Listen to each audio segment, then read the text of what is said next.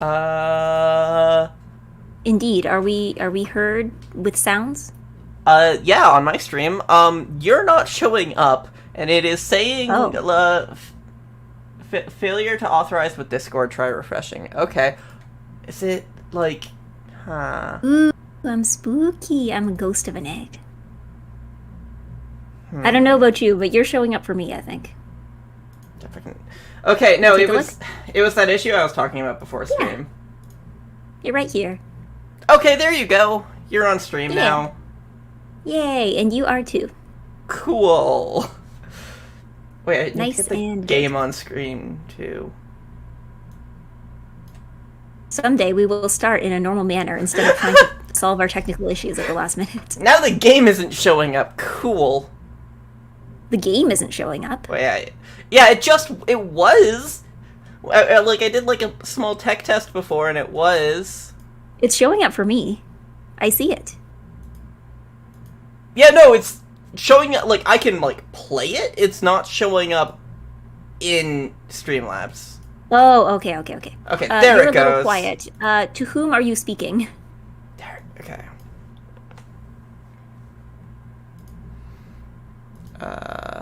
Both of us? Or just me? Or If it's both just of her? us, I imagine that's, like, a Streamlabs issue. Yeah. Both. Okay. Because I Okay, don't think we're too quiet. quiet on, Oh, my okay. end. Okay. Okay, yeah, I need to turn you up. Okay, here we go. So, There we go. Now I think we're about equal. we didn't start on the Unless I home just- screen this time because, like, before, like, when we were on our going live screens, we were like, how many endings do we have? Like, where are we at? Hi, Ennui. And so, yeah, where are we gonna start this time?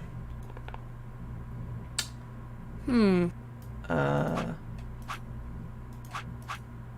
What do we need to hit up? Sorry, I'm eating salad.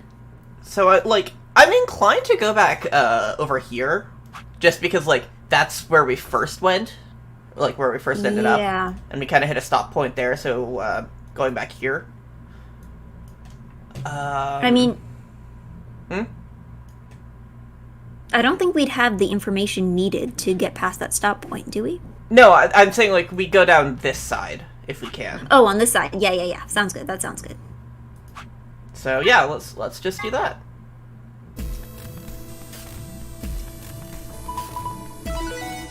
Interesting how they abbreviated colored doors as chromatic doors as CDs. Mm-hmm. I mean, it's not like anyone listens to CDs these days, right? I say The it's like compact glance back disc. at the pile of CDs on my bookshelves. No, I definitely hold on. read that wrong when I was seeing it. Okay, so who are we gonna get stuck with? Okay. Is it just me, or is she getting drowned out by the game noise? Or is that just me? It might be louder than it usually is. Yeah. I mean, that's good, because often it's very quiet, but I need to... Just give me a moment so I can go into Discord and adjust the sound. Okay. Here we go. Wait, so which of these did we pick before? Oh, I guess Just... no seems more faded.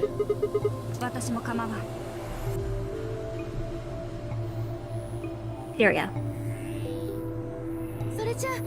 No, wait, no, that's the wrong screen. Where is it? Hello, Soka. This is embarrassing. I'm on the wrong screen. I have someone in chat Here we go. asking me to say a thing that is not in English. I'm not gonna say it because it's not in English, so I don't know what it says. And chances are you're probably not going to say it correctly anyway. Yeah, and I think getting into a habit of saying things that, like, you don't know how to say is maybe a bad idea. Perhaps. Green was the one you did before? Big egged Eggy. Yes, big egg brain. So... Big eggshell. Oh, we're doing Luna, okay. Yeah. Cool. And I assume we're just going right into an escape room? Uh, I cannot confirm or deny this. I forget. Mm-hmm. The door looks like bacon. Oh, it means save broken? Huh. Save broken? Yeah.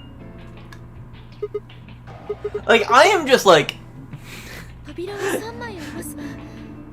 person, like, this is nothing against you. I just am naturally suspicious against, like, anything, and said, like, if I don't verify what it means, I don't want to say it.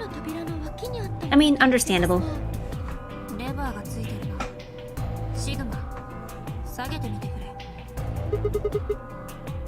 Okay, just a moment. I'm going to mute myself. I am experiencing an interruption. Goodbye. So... I'm talking to people on computer. Translate said this. Sorry about that. Mm-hmm.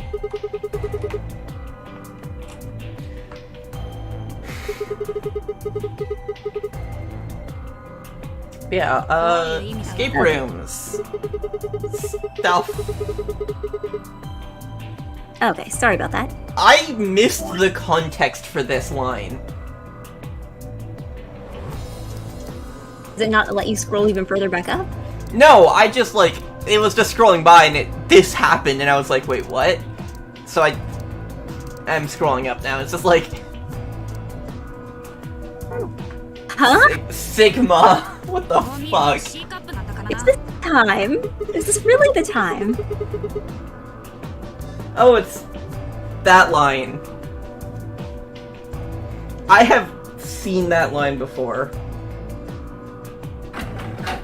It is a commonly screenshotted and shared line. Yeah.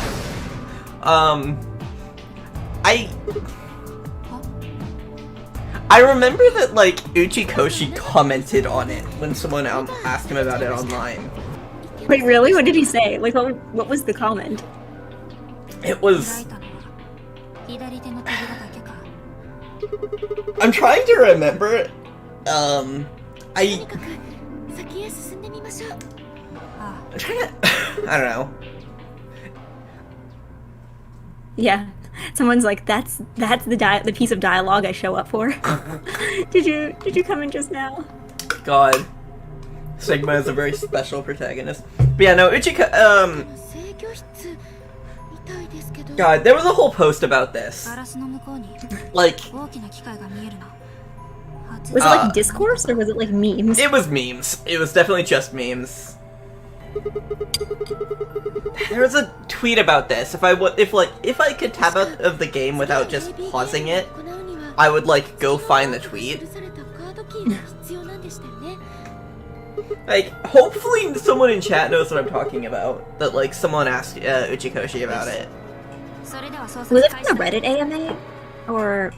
Because I know he did one when World's End Club came out. Oh no, it's definitely older than that. Oh, okay. I think it was on Twitter. Like, no, this is like a thing that's like years old. I mean, I saw it more recently, but it is like... Yeah. Uchikoshi Twitter shenanigans are always good. Mm-hmm. Okay, this is an interesting room. Hello, people joining. So what all is Welcome going on here? to the puzzle. This is another one where, like, the camera controls are kind of awkward. Yee-hoo, okay. Okay. Mm-hmm. No, it's fine. The bitrate just, like, absolutely tumbled there for a moment, and it low-key became low-poly. Zero escape for the Nintendo Entertainment System. Mm-hmm. Okay, so we can use those switches. Mm-hmm. So there's a laptop. T. Memory stick. Dick. USB scanner. It's a flash Is drive. scanner the word they're looking for here?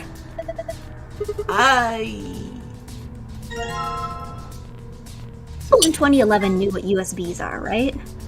Yeah, no, like, USB... Like... I I remember using the term flash drive, like, in, like, 2010.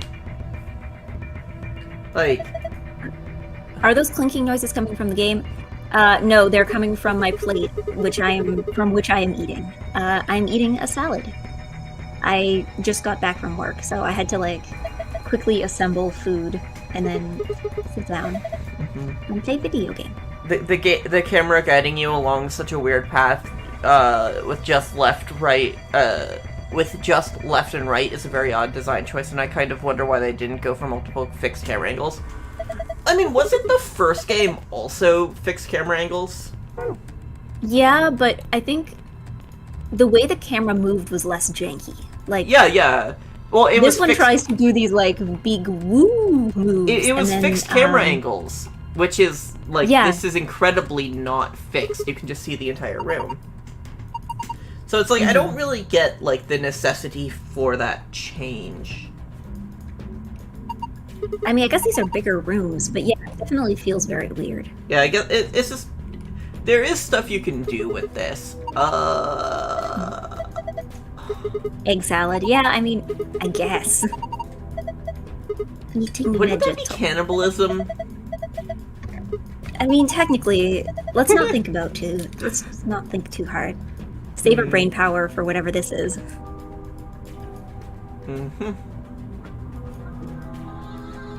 Okay, so we need to replace the 320 lever. And people are now talking about the history of USBs. Late 486s had USB. Took a long time to go mainstream, though. Which came first, the egg or the egg? I don't know. Yeah, but, like, I've been trying to eat more vegetables. Even if USB took a while to catch on, like, I remember, like, 2010, even, like, 2008, having flash drives. Yeah, I definitely remember having stuff for school on USB sticks around then. Yeah.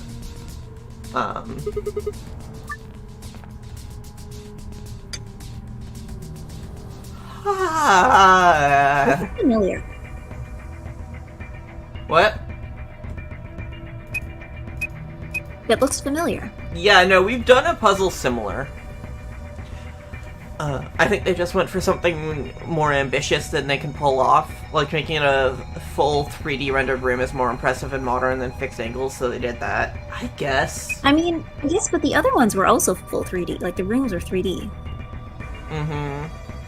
I mean, and it's not like the first game had no funky camera angles. Like, there were some places that had, like, kind of weird turns, but nothing to this degree. Yeah. The PS2 had dual USBs in 2000. Wait, the PS2 came out in 2000? For some reason I thought it was way more recent than that. Same, I always forget, like... Cause, like... Yeah, words. Cause, like, the PS3 came out in, like... 2000, like... I'm gonna make a guess, and if I'm right, I'm going to feel old, and if I'm wrong, I'm going to feel like... I'm not going to feel any younger if I get it wrong.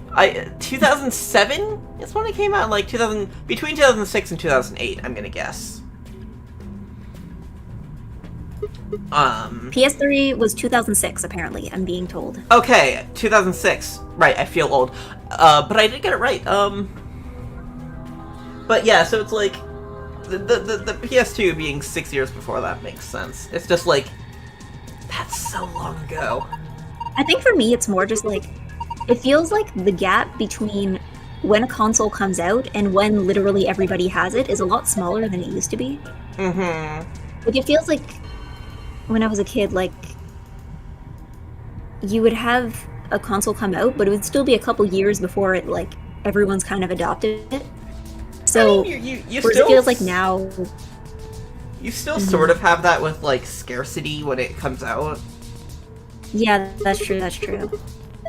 But it definitely is, I definitely like, remember playing on, like, a PlayStation 1.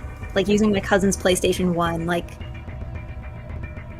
a good long, like, you know, at least 2005. Like, the PS3 was about to come out, and I was playing my cousin's PlayStation 1. So maybe it was just my family, but, like, I feel like stuff got used for longer. Yeah, I mean, I feel like there's like an encouragement to just upgrade to the new thing now. Mm-hmm. But yeah, I don't know, I was never like the most gamer, as like that hasn't really changed, but like for me it was always like my family had a Wii, and that was kind of it. Like, Oh yeah, that was us too. I had various handhelds, starting with a white Game Boy Advance, and then a DS Lite, and then a 3DS, and then a 3DS upgrade, and then, you know, when I was living on my own, I got a Switch, but, like, that was sort of, you know, that was different. Yeah, original iMac came out in 1998, and it was all on USB. Ah, okay. I remember being a kid and couldn't understand how anybody could afford a €425 console. No, for me, it's like, I feel like nobody has like a proper gauge of how much money is worth until like at least age 20. Mm-hmm. Because like, I think back to when I was a kid and like paying $100 for anything, even if it was something that was like super important, it was like, whoa, what? Why would you even do that? Is that allowed? And then now I see something for $100, I'm like, that's reasonable. Mm-hmm. Yeah, it's just kind of like, I mean, like, as a kid, my allowance was $5 a week, and I had to ask for it. My dad would not just give it. So it's like, I would forget to ask about it, and so, like, sometimes, you know, I wasn't getting $5 a week, I was getting less than that, so it's like, $100 would have been a lot, like, a long time. Yeah, I think mine was like $2 a week, and also we just kind of ended up going in and out of it. Like, sometimes my parents are like, yeah, we want to give you an allowance, but then sometimes they're like, we'd rather you just do like individual chores, and then we'll like pay you for like, but not like individual chores, but like, you know, if you do something specific, like if we help with the garden or something, it's like, yeah, then we'll just pay you for that instead of like the same amount of money per week. Yeah, no, So, like, but I allowance also was definitely, did like, a sporadic thing throughout childhood, but, like... Yeah. But it was, like, I was in high school. I was using, like, at that point, I think I was getting, like, 10 or 15 bucks a week, and it was like, I am using this money for, like, I stop for food on the way home from school, I, like, buy lunch with this, and it's like, I'm getting $15 a week. Yeah, and it's, I think so it's mine like, is like, yeah, I think through high school, I was supported entirely by Christmas money and birthday money, which, like, I'm lucky because, like, Christmas and my birthday fall at, like, almost exactly opposite times of the year. So, yeah, basically, it's like, okay, I'm getting, like, you know, $150 or something every 6 months. And that's how I existed in high school. Yeah, eventually I got job. But... Yeah, like, birthday and Christmas money wasn't really a thing for me. Occasionally I would get it. Sometimes my mom would steal it. Which was really baffling, like... I don't know, like... There was a time where it was just like... I had gotten some money as a gift. I just had it sitting out in my room. Like, I went out and bought something with it and was like... Had change. And it was just like, my mom just came into my room and took it from me. So, God, what am I supposed to be doing here? Sorry, I'm like slowly working through the chat messages. How many more routes do you have to go left to go for this game? Many. A survey which found that most kids estimated the cost of cars as being around 5% of their actual value. That sounds incredibly realistic. Yeah, no, like, a car is... I still have a tough time, like, estimating how much a car is worth. I don't drive, so it's like, that's also it. I think I'm still kind of a kid in that regard, in which I think I'm like, oh yeah, a car, that must be $1 million, bajillion, billion dollars. Like, see, for me it's like, okay, so like, a car is either like $50,000 or $1,000 or like somewhere in between. I don't know, like, is $1,000 cheap for a car? Is $50,000 expensive for a car? I feel like it's also one of those things, like, you know how people say how, like, people can't conceptualize of $1 billion? I feel like it's the same for, like, children and a certain amount of money, and, like, that'll be different for each person, but I feel like, you know, you get pat over, like, you know, $50,000 and you just stop conceptualizing numbers. You're like, yep, that's a big number, all right. Yeah. December and Christmas were, oh no, yeah. I had some friends like that who have like birthdays like December or worse, early January. I'm late November, which is like not as bad as it could be. Yeah. But also, like, I don't know, I feel like any kid who like, has a birthday that can land on Hanukkah is, like, kind of in the same, not quite as bad as, like, having a birthday near Christmas, but, like, there were definitely plenty of times, where, like, my birthday was celebrated, like, it was like, cool, we're going from the birthday celebration to lighting the menorah.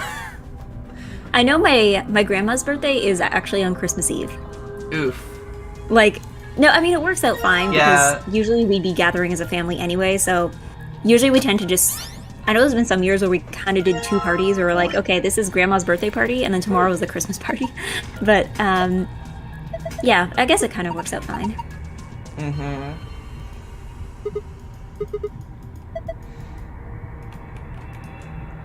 Okay, God.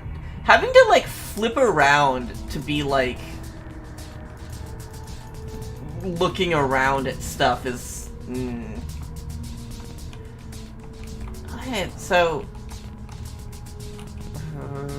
I'm gonna eat my avocado bread, which I haven't even touched yet. Wow, so we actually have to use this look-down mechanic. Ooh.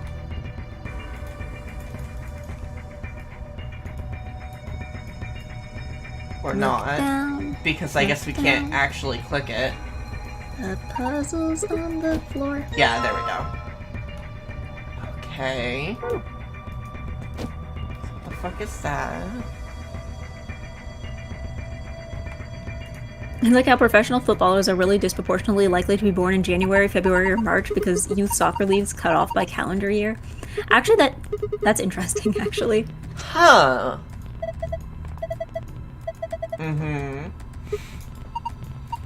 Yeah, that I guess that makes sense. Especially, like... I feel like that kind of thing happens with, like, kids, too, because, like, if you have something where a few years make a difference... Yeah, kids who are 11 months older have a big advantage. Yeah, especially with kids where, like, 11 months can make a huge difference in terms of, like, size and strength. And yeah, I can see how that would work out, yeah. Is that a stove? This? Yeah. It's a machine thing. I have no idea what we're supposed to be doing. It looked like a stove burner, so that's why I'm like, maybe it's like a science stove. There's probably a word for those. That USB scanner might actually be a USB document wand. You scan docs directly with them. Ah! I guess that would make sense. Yeah, I suppose that would, like... picking up sticks later. Okay, wait, so then... God, this room is miserable to navigate. Having it be an actual 3D space would be so much better. I think the weird thing, too, is the fact that the camera, instead of going, like, just in a few places, it goes, like, all along the outside, and then it kind of flips around and goes all along the inside. Okay, so... Okay, So, red, that is red, and this is blue. Omelette, you're being British again. I don't know what this means. What'd they say? What is Class C kids at school are mostly born in June, July, August, whereas a lot of more of the Class A kids were autumn babies. What does Class C and Class A mean? Are they just... I mean, like, ranked classes, maybe? Maybe. Because, like, when I was in school, we just, like, had classes that were more or less just randomly made. Hey, Eggy, can you pull up a calculator for me? Because I can't do that without, like, pausing the game because I can't tab out. Yeah, give me a moment. Hold on. Because we're gonna need to do some math, I guess? Arithmetic. So my Oh assumption. wait, no, that's not. That's a clock. That's not. Here we go. So my assumption is we need to words. Because it's hours and minutes. We need, and we have blue is 150 or 110 minutes. Red is 11,400 seconds. So I imagine that we need to convert those times into the others and figure out what we can multiply to get them to work that way. Okay, so it was 11,400. Yeah. So, can you divide 11400 By 60? by 60? 190. Okay. How do we... Now the question is, how do we get these numbers? 190. Wait, 100... Okay, so And this 100, is 190, though. That's 2 hours, 3 hours, 10 minutes, I think? Hold on, let me just divide it again. 190. Yeah, so that's... okay, so yeah, we can get 310 out of that. Okay. Oh, so And then- the actual math on this is way less complicated than I assumed it would be. No more Still- no more arithmetic. No, I please keep up the calendar, because, like, I struggle doing math in my head, because we have, like, dyscalculia, I think. Dyslexia, but for numbers. Mhm. Can you divide 510 by 60? 510 by 60? Yep. 8.5. 8.5. Mhm. So that's 8 hours, 30 minutes. Mhm. Fuck! 17 plus 17 isn't... Well, oh, 17 plus 13. Yeah.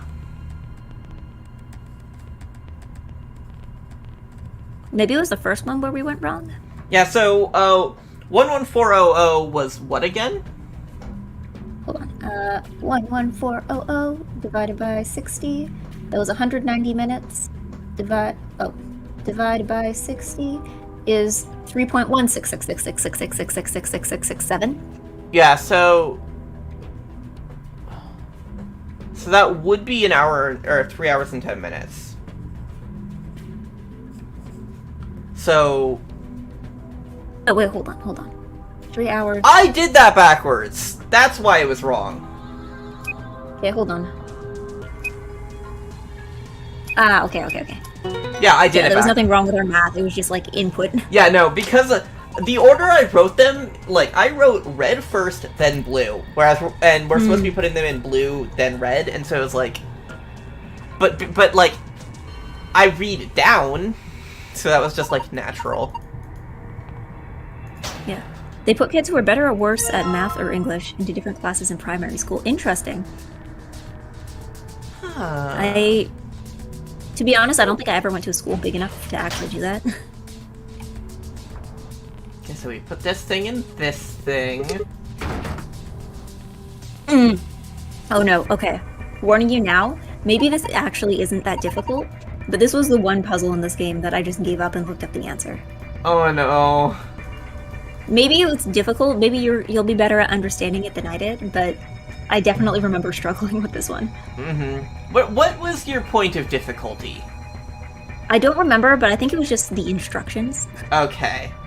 I mean... Like, I don't know if they were poorly worded, or if I was just, like, not trying hard enough. Uh-huh. Okay, I also did not understand this at all. Okay, so it wasn't just me. Two heads are smarter than one, hopefully. I just remember, I think it was also that it was one of those puzzles with, like, long instructions, and my brain just, like, tapped out partway through. Wait. Okay, I get it. I get this.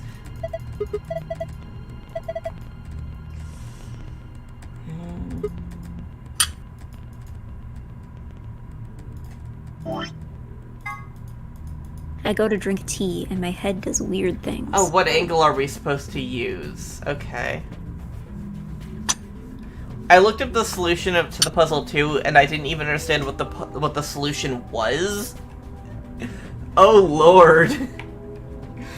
So what I'm hearing is that if I manage to guess this right, I will be very big brain fish. You will be smarter than me. Okay. Oh, right, these.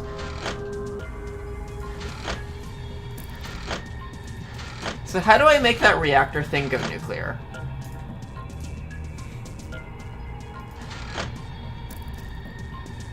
What am I supposed to be doing with those? Who would design a laboratory like this?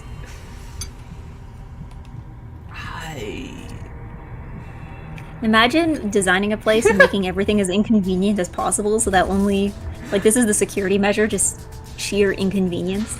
You have to spend, like, a week getting trained in how to just use the room. Yeah, not even how to use things, just, like, how to turn things on. Mm-hmm. Okay.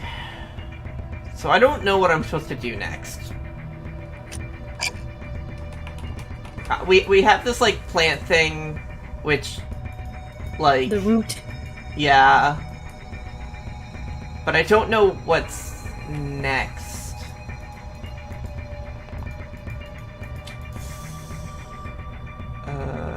Greens and buttons and so on. Thank you, Sigma. Very helpful. Like, having the T on there doesn't exactly help much. I figure we're supposed to use that with the clipboard. Hmm. You know what? How did that work? We stuck the key into the other thing. It's a clipboard.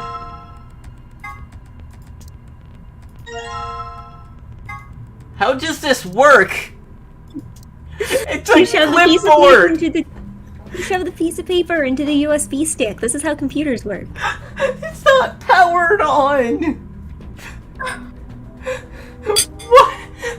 How does this work? How does this work? Uchikoshi, explain yourself. What the fuck? Okay. You scanned it? We did not scan it. We scanned it with magic. Okay. Okay, so 7... This is how computers work. 3. 7213. Cool. I know everything about computers. Uchikoshi. God. It's been a while since an answer in one of these games set me the fuck off. What was the last time? Wasn't it the chicken? Throw the chicken at the frozen lock? That just... Or no, throw the frozen chicken at the lock to break it open. That just broke me. That just broke me entirely, especially because, like, we had a different piece of frozen meat, and I tried to break it with that, and it didn't work. It like, must be the chicken.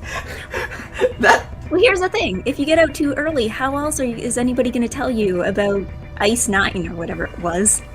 God. Okay, so 7. 2.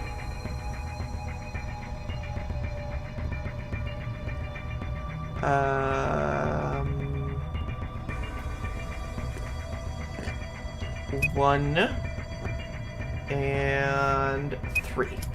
Cool. The logistics of this world clearly aren't much of a concern. How long have these people been locked up here with no references to any kind of bathroom or anything? Well, no, okay. I think I'm pretty sure there is a part with a bathroom. I just don't remember where it was. The difference here is that this one, it definitely feels more like a building that is designed for people to live in. Mm-hmm. Whereas the one from the first game is literally just a sinking ship. Like... Yeah. Okay, so we have reassembled most of the machine. What else can we do? Does the screen there not still work? Let's check. Yeah, there's nothing on it. Nothing. I assume we're still missing something. What is... I think it's something to do with these. but I'm not sure. Wait, oh, wait. Wait, okay. Expanded compass. Yup. We now have a geometry set. Did anybody know what those, like, things in geometry sets, like those triangle rulers, were for? Because I have no idea. Nobody I know. I assume they're just used in a kind of, like, algebra thing. Can I remember. Is this a thing I could draw? Not without taking up the entire page. Weirdo who traps people in escape rooms for some horror movie purposes, whose sense of hygiene leads them to install fully functional loos and sinks with soap through. So what does this mean? I mean, presumably this place has running water, considering there was, like, a bar and an infirmary. Okay, so, like...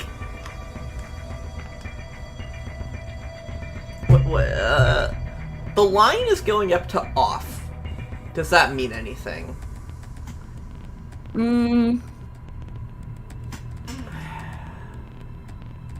I somehow doubt it. But it's kind of like, I guess in that instance it would be like a clock. Okay,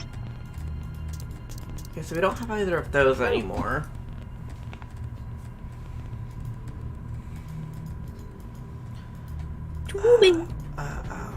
I think this is clearly a puzzle we're gonna have to do. Yeah, there's no way around it. Oh, wait! I get it, okay.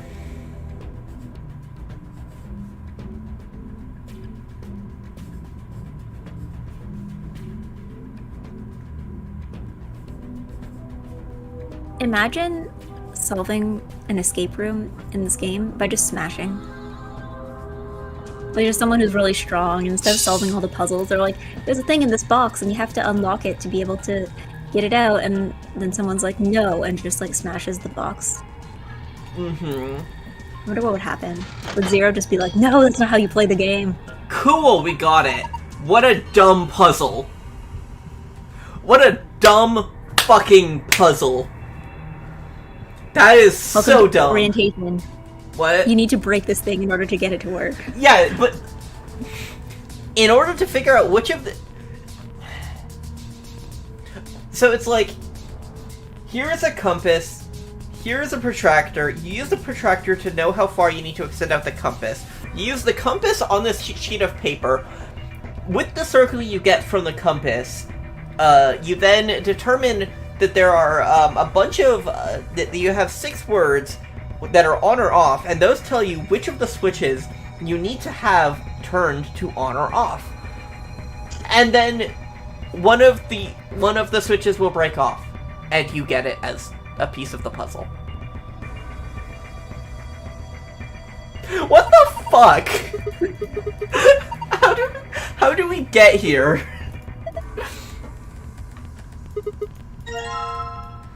Like, so this is one of those rooms that's clearly not designed for non-puzzle use. Yeah, no, you don't use this for literally any other reason. And then we use that for this lever puzzle. Yeah, imagine being a scientist working in this lab, and your first day, like, your supervisor's like, okay, so to use this, you have to turn this and then break it. And then just continue on. Like, is there somebody who has to go and screw the thing back in every night? Like...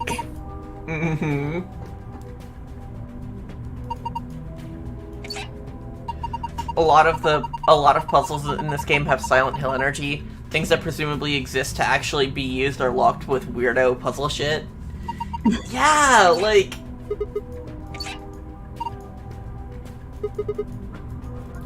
What the hell?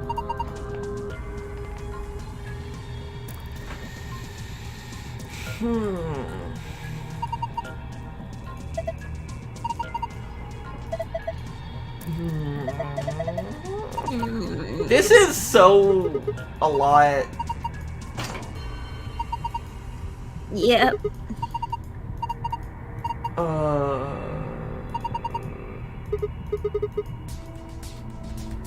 The host is the manual is very specific about that. Like, yes, gravity exists. We need to make sure they know. Uh-huh.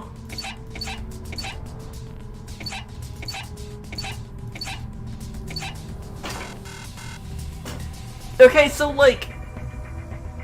Was that a guess? What? Was that like a random guess? Yeah, because I have no idea what this is. Okay, so these two are correct. Mm-hmm. This legendary Silent Hill puzzle where a code to unlock a door is based on summaries of Shakespeare plays, and I think real places should do that. God. Okay, so... Like, I mean, it would make for good security. Yeah. Cool, so I just guessed and got that. That was so esoteric. Here we go. For some reason, I am feeling a great kinship with that Luna sprite. She's just kind of like... Just like, What?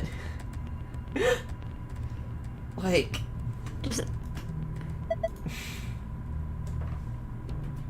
Rainbow root puzzle, let's go! Oh, rainbow rope puzzle? Root.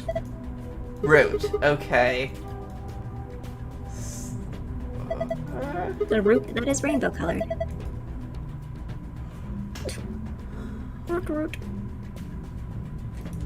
Oh, okay.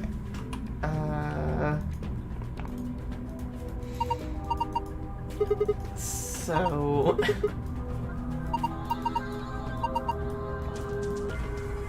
What is this route? I guess we're scanning to find out.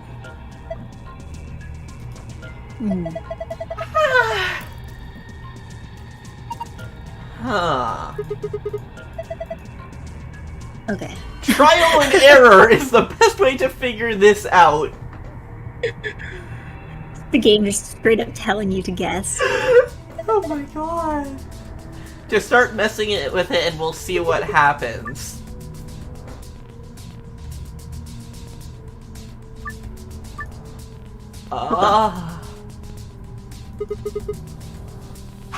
Here goes nothing. Yeah.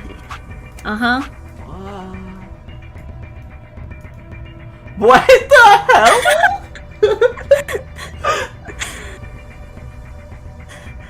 Welcome to your 3rd grade math test.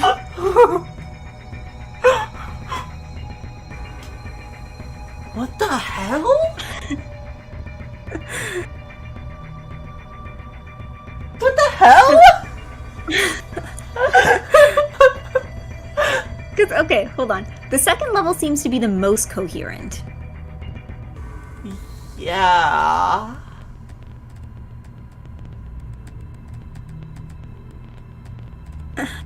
I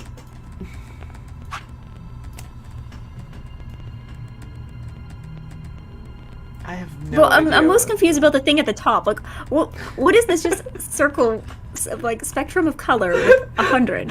I'm guessing that means that everything adds up to 100. Wait, I can actually just confirm my guess right here.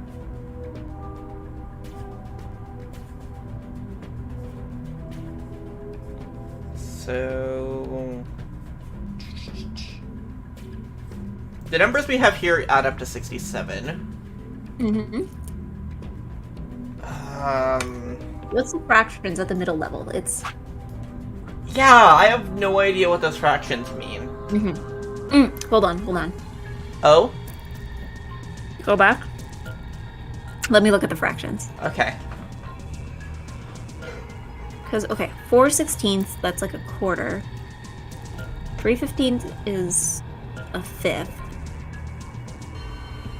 6/20 is... Oh god, what's 6? 30%. Yeah. You know, let me just do some quick arithmetic. Because, let's see. Because 4/16, that'd be a quarter, that would be 25. Plus 3/15ths, which is 1/5, so it'd be 20, plus 6/20ths, which you said was what? 30%. Yeah, 30%. Yeah, because that would be 3/10ths. Yeah, plus 30. So that gives us 75. Mm-hmm. Which might mean something. Who knows? I don't know.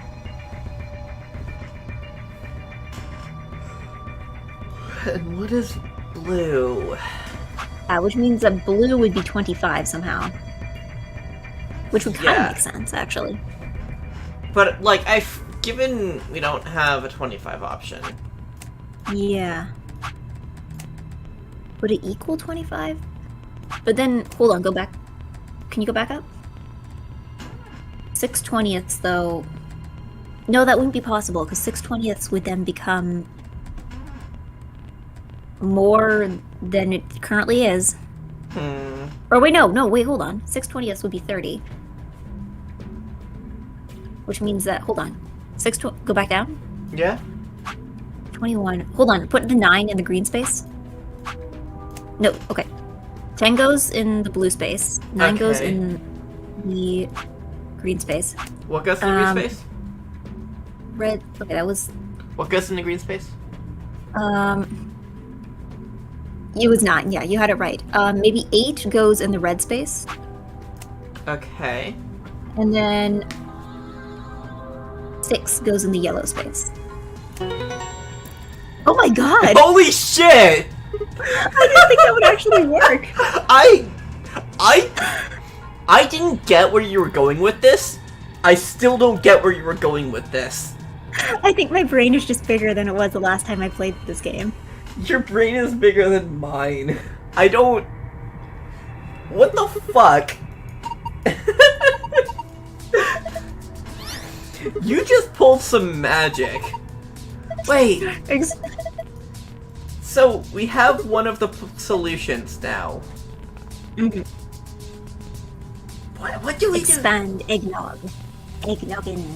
What do we do for the other one? I forget.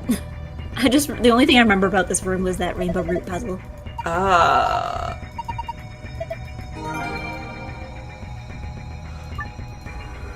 Because, like, unless there's a second solution to it, in which case I have no idea. It's not letting us do it so again. I'm assuming that there's only one solution. Yeah. In which case, how do we get the other solution? Maybe there was something else we missed? Something with the flash drive? Because, yeah, we still have a whole bunch of items. But we've already used these items. Mm-hmm. Couldn't you switch different colors into the flash drive, though? Or did we already try that? That's just, like, stuff we already have. The other solution was weirdly simple. What? What the fuck?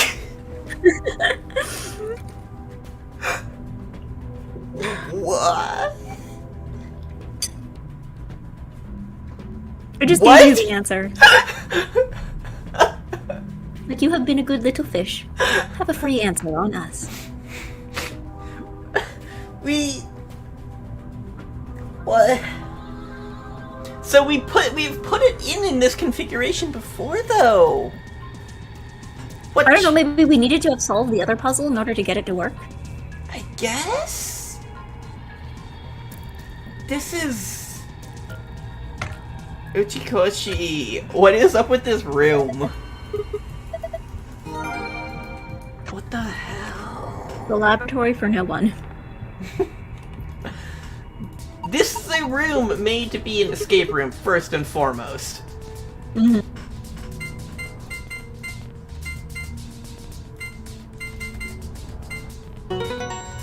Like... You're not supposed to stay in this room. You are supposed to walk out of it. Yeah. Okay.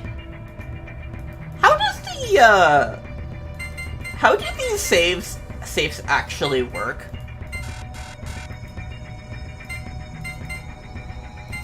Maybe there's like 2 levels of doors. Uh-huh. Did I write it? No, wait, okay. It's just right wrong. Yeah, it's just kind of like... These just, like, shouldn't work. Okay, so we've got the map. That map we have seen way too many times.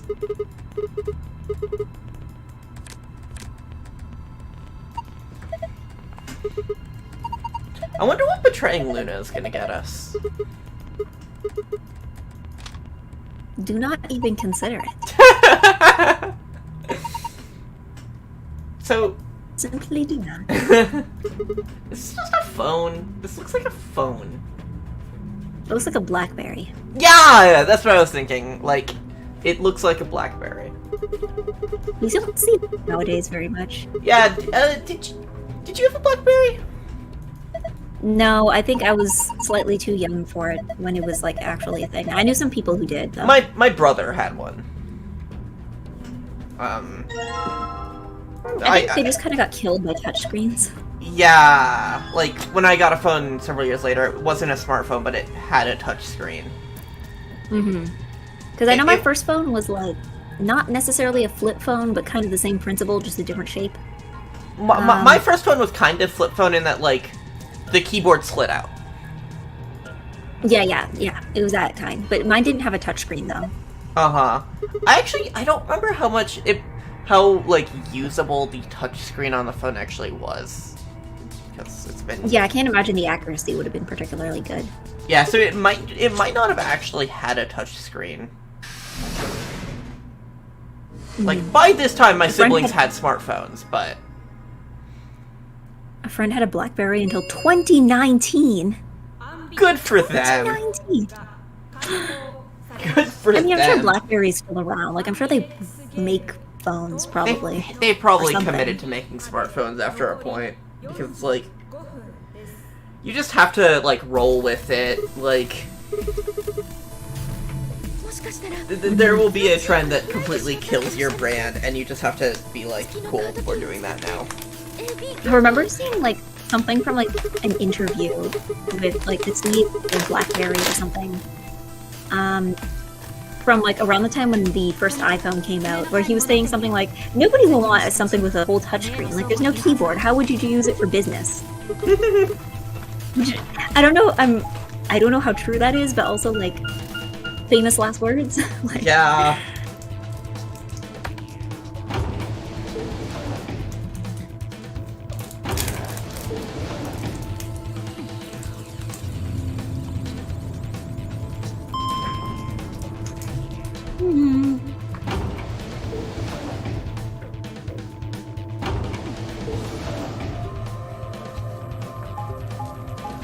I just remembered that I have a whole unopened bag of Kit Kats that I bought. Bag of what? Kit Kats. Oh, Kit Kats. I think I still have, like, a key lime pie flavored Kit Kat my parents bought me in the States. I still need to finish eating it. I eat it like one stick at a time.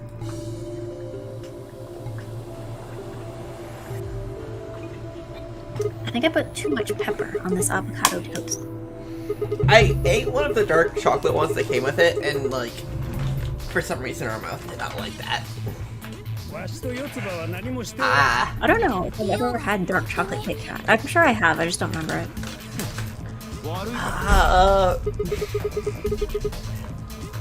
It is my second favorite kind of easily accessible Kit Kats.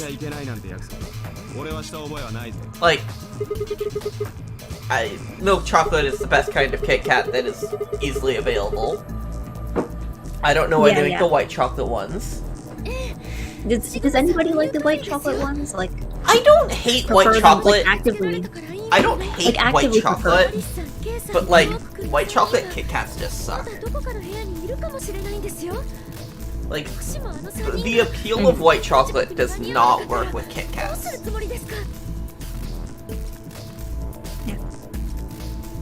There's also that famous quote of some economist mocking the idea that the internet would have lasting effects on the economy because it was a brief fad. Oof. Like, how are you... Man, They sell pink Kit Kats in North America. Imagine telling, Yes. like... imagine telling, like, an investor group in, like, 1998 that, like... Imagine telling them about the GameStop thing. Like, this the stocks thing, yeah. Yeah, this company is now the most valuable company in the world because the internet decided that it would be a funny joke to do that. Like...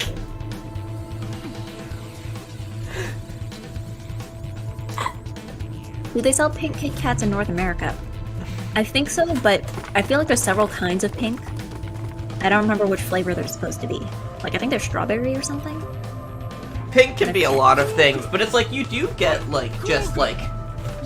You do get novelty Kit Kats, but they can be very seasonal compared to, like, what Japan has, where it's just, like, they just have variety. So it's like, generally speaking, I can only find, like, the 3 kinds. It also depends where you shop. Like, if you go to, like, a specific candy store, Yeah, then I you're suppose more so. likely to find a variety than if you just go to, like, Walmart. And we bought these while picking up, HRT prescription. Because that's usually when we buy, like, candy.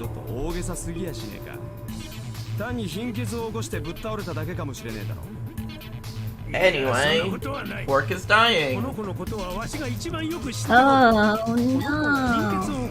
I'm so shocked. Pork is dying. Let's go. Just, let's fucking go. Rest in peace, Pork.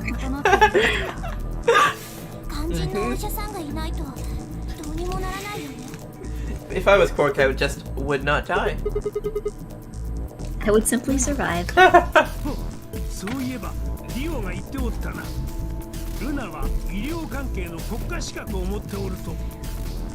Good news, I ate a normal Kit Kat, and it did not hurt our mouth. Cool and good. Yeah.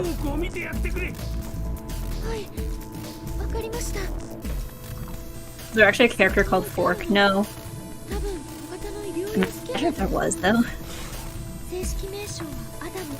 I can believe it with these games, because, like, not like, it would be like, it's not fork the utensil, it's fork, like, how you fork something. Like a fork in the road. Well, yeah, but like how you split something.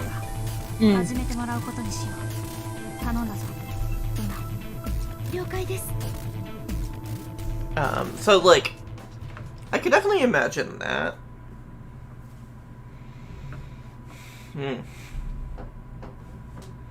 And is this something we can skip? No. I feel like we've gone through like this same scenario, but I guess it's different words. Yeah. Or with like a slightly different set of characters in the room. Yeah.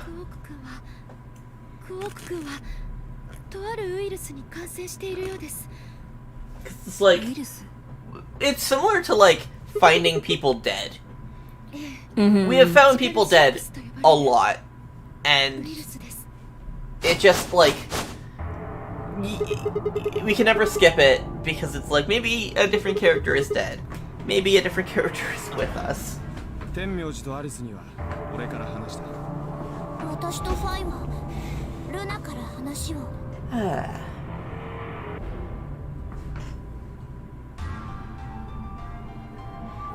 yeah, The real question is if Alice is missing in this timeline. probably. She was missing in the other timeline. On this, like she was same timeline, different fork, I guess. Like on the other path, she was missing, so I assume she's also missing here.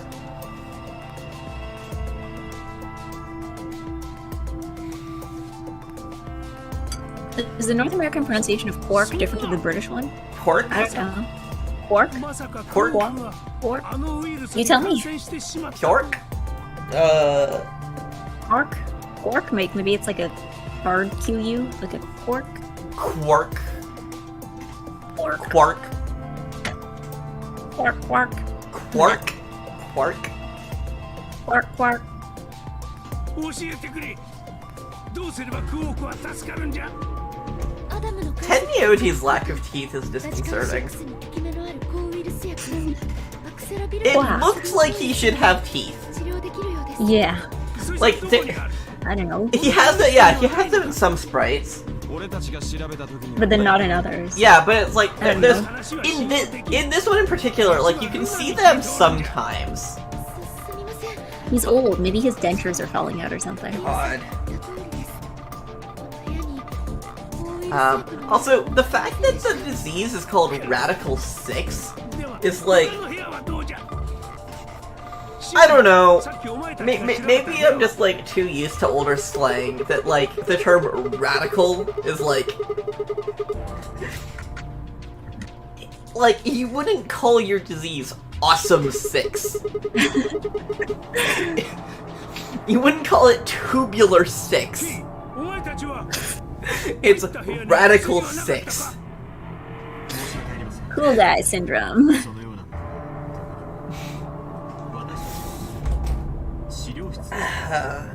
What was it in Japanese?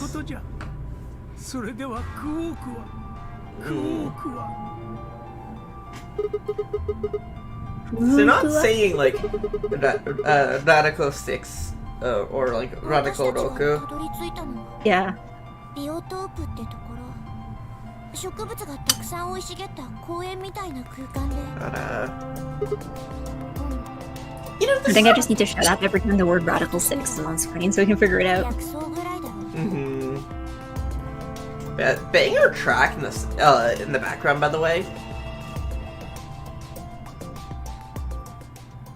Like, that is just like music I would listen to on my own. Oh, he's about to stab people.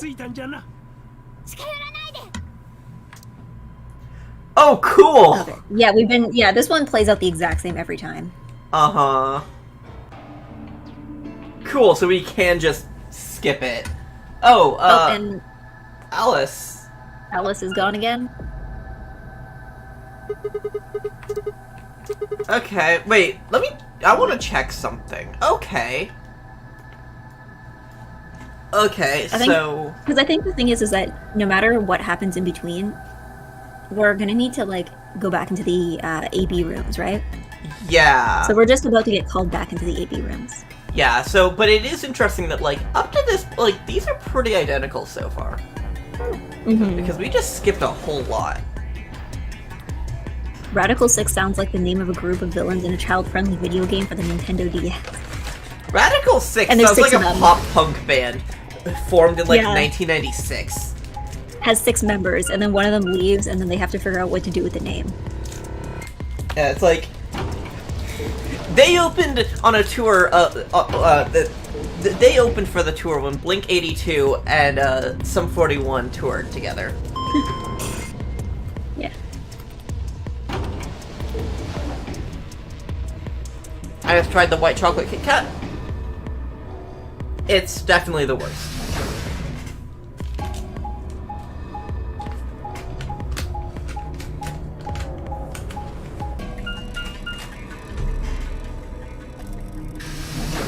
And now we're just looking for Alice. I wonder if we're gonna find her.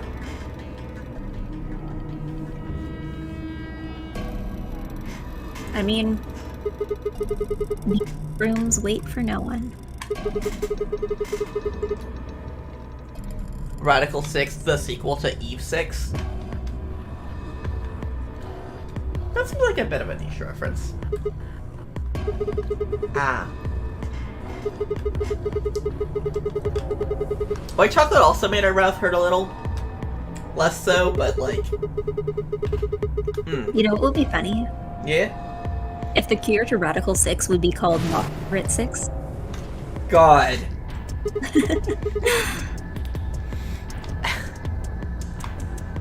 Radical 6 sounds like somebody wanted to one-up Maroon 5.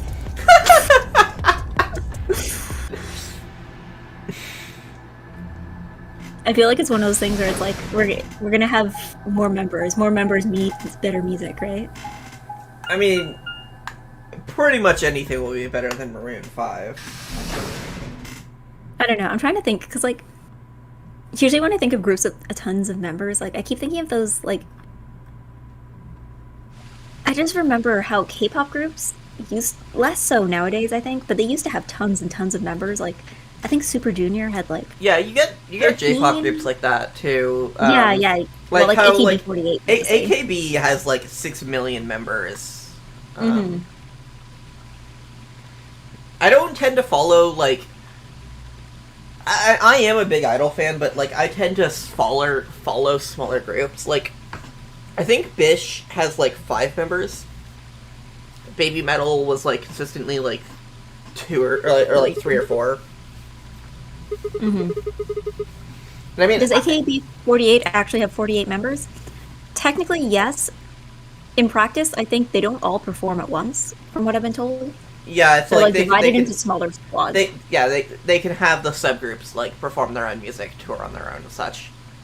It's a way to cast the net in a wider like range. Yeah. Well, I mean, I guess it's not that different to how like Hololive will divide stuff into generations, right? Yeah, I mean, like, Hololive is heavily inspired by Idol culture. But yeah, no, K-pop groups would have like, I think Super Junior had 13 members. Morning, EXO debuted at 12. I'm thinking like, Morning Musume has had like 50 idols pass through. Mm-hmm. But I think the other thing with K-pop though is that like in J-pop, lineup changes in idol groups are like extremely common to the point that like they have a specific ritual and stuff for it. Mm-hmm. But in K-pop groups, lineup changes don't really happen unless something is going horribly wrong.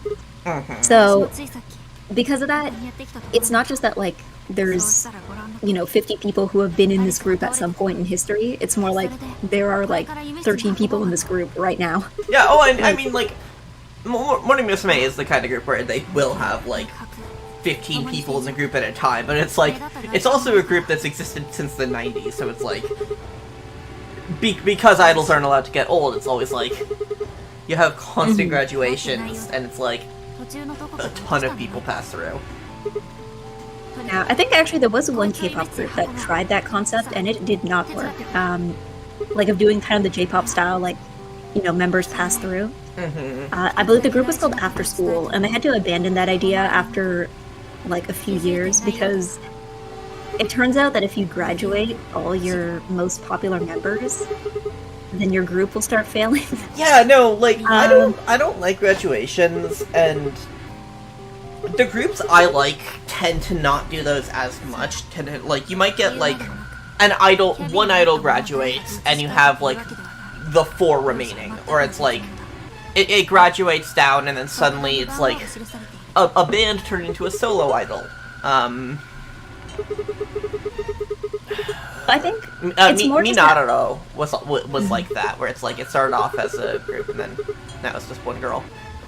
Yeah, I think the other thing too is that like I guess the Korean public just also wasn't kind of used to that because usually like if a group gets popular with a specific lineup. That is the lineup people are going to expect to see from now on, right? Uh-huh. So if things are changing all the time, usually people assume either that something is going terribly wrong behind the scenes, or that, like, you're trying to like, pull the rug out from under us all the time. Mm-hmm.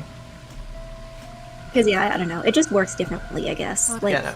It definitely does, like, if I see an idol group, like, constantly going through members, I do tend to be like, things aren't going great here. I used to be a big fan of Necrodama Idol. I don't know how to actually say that now. Same. But like, I liked them a few years back, and then everyone but one member graduated. And then they got new members, and they released an EP that I kind of liked. And then everyone but one member graduated. Was it the same member that stayed both times? Yes. Oof. And then they got more members, and then everyone graduated again. It's just kind of like it just did not work.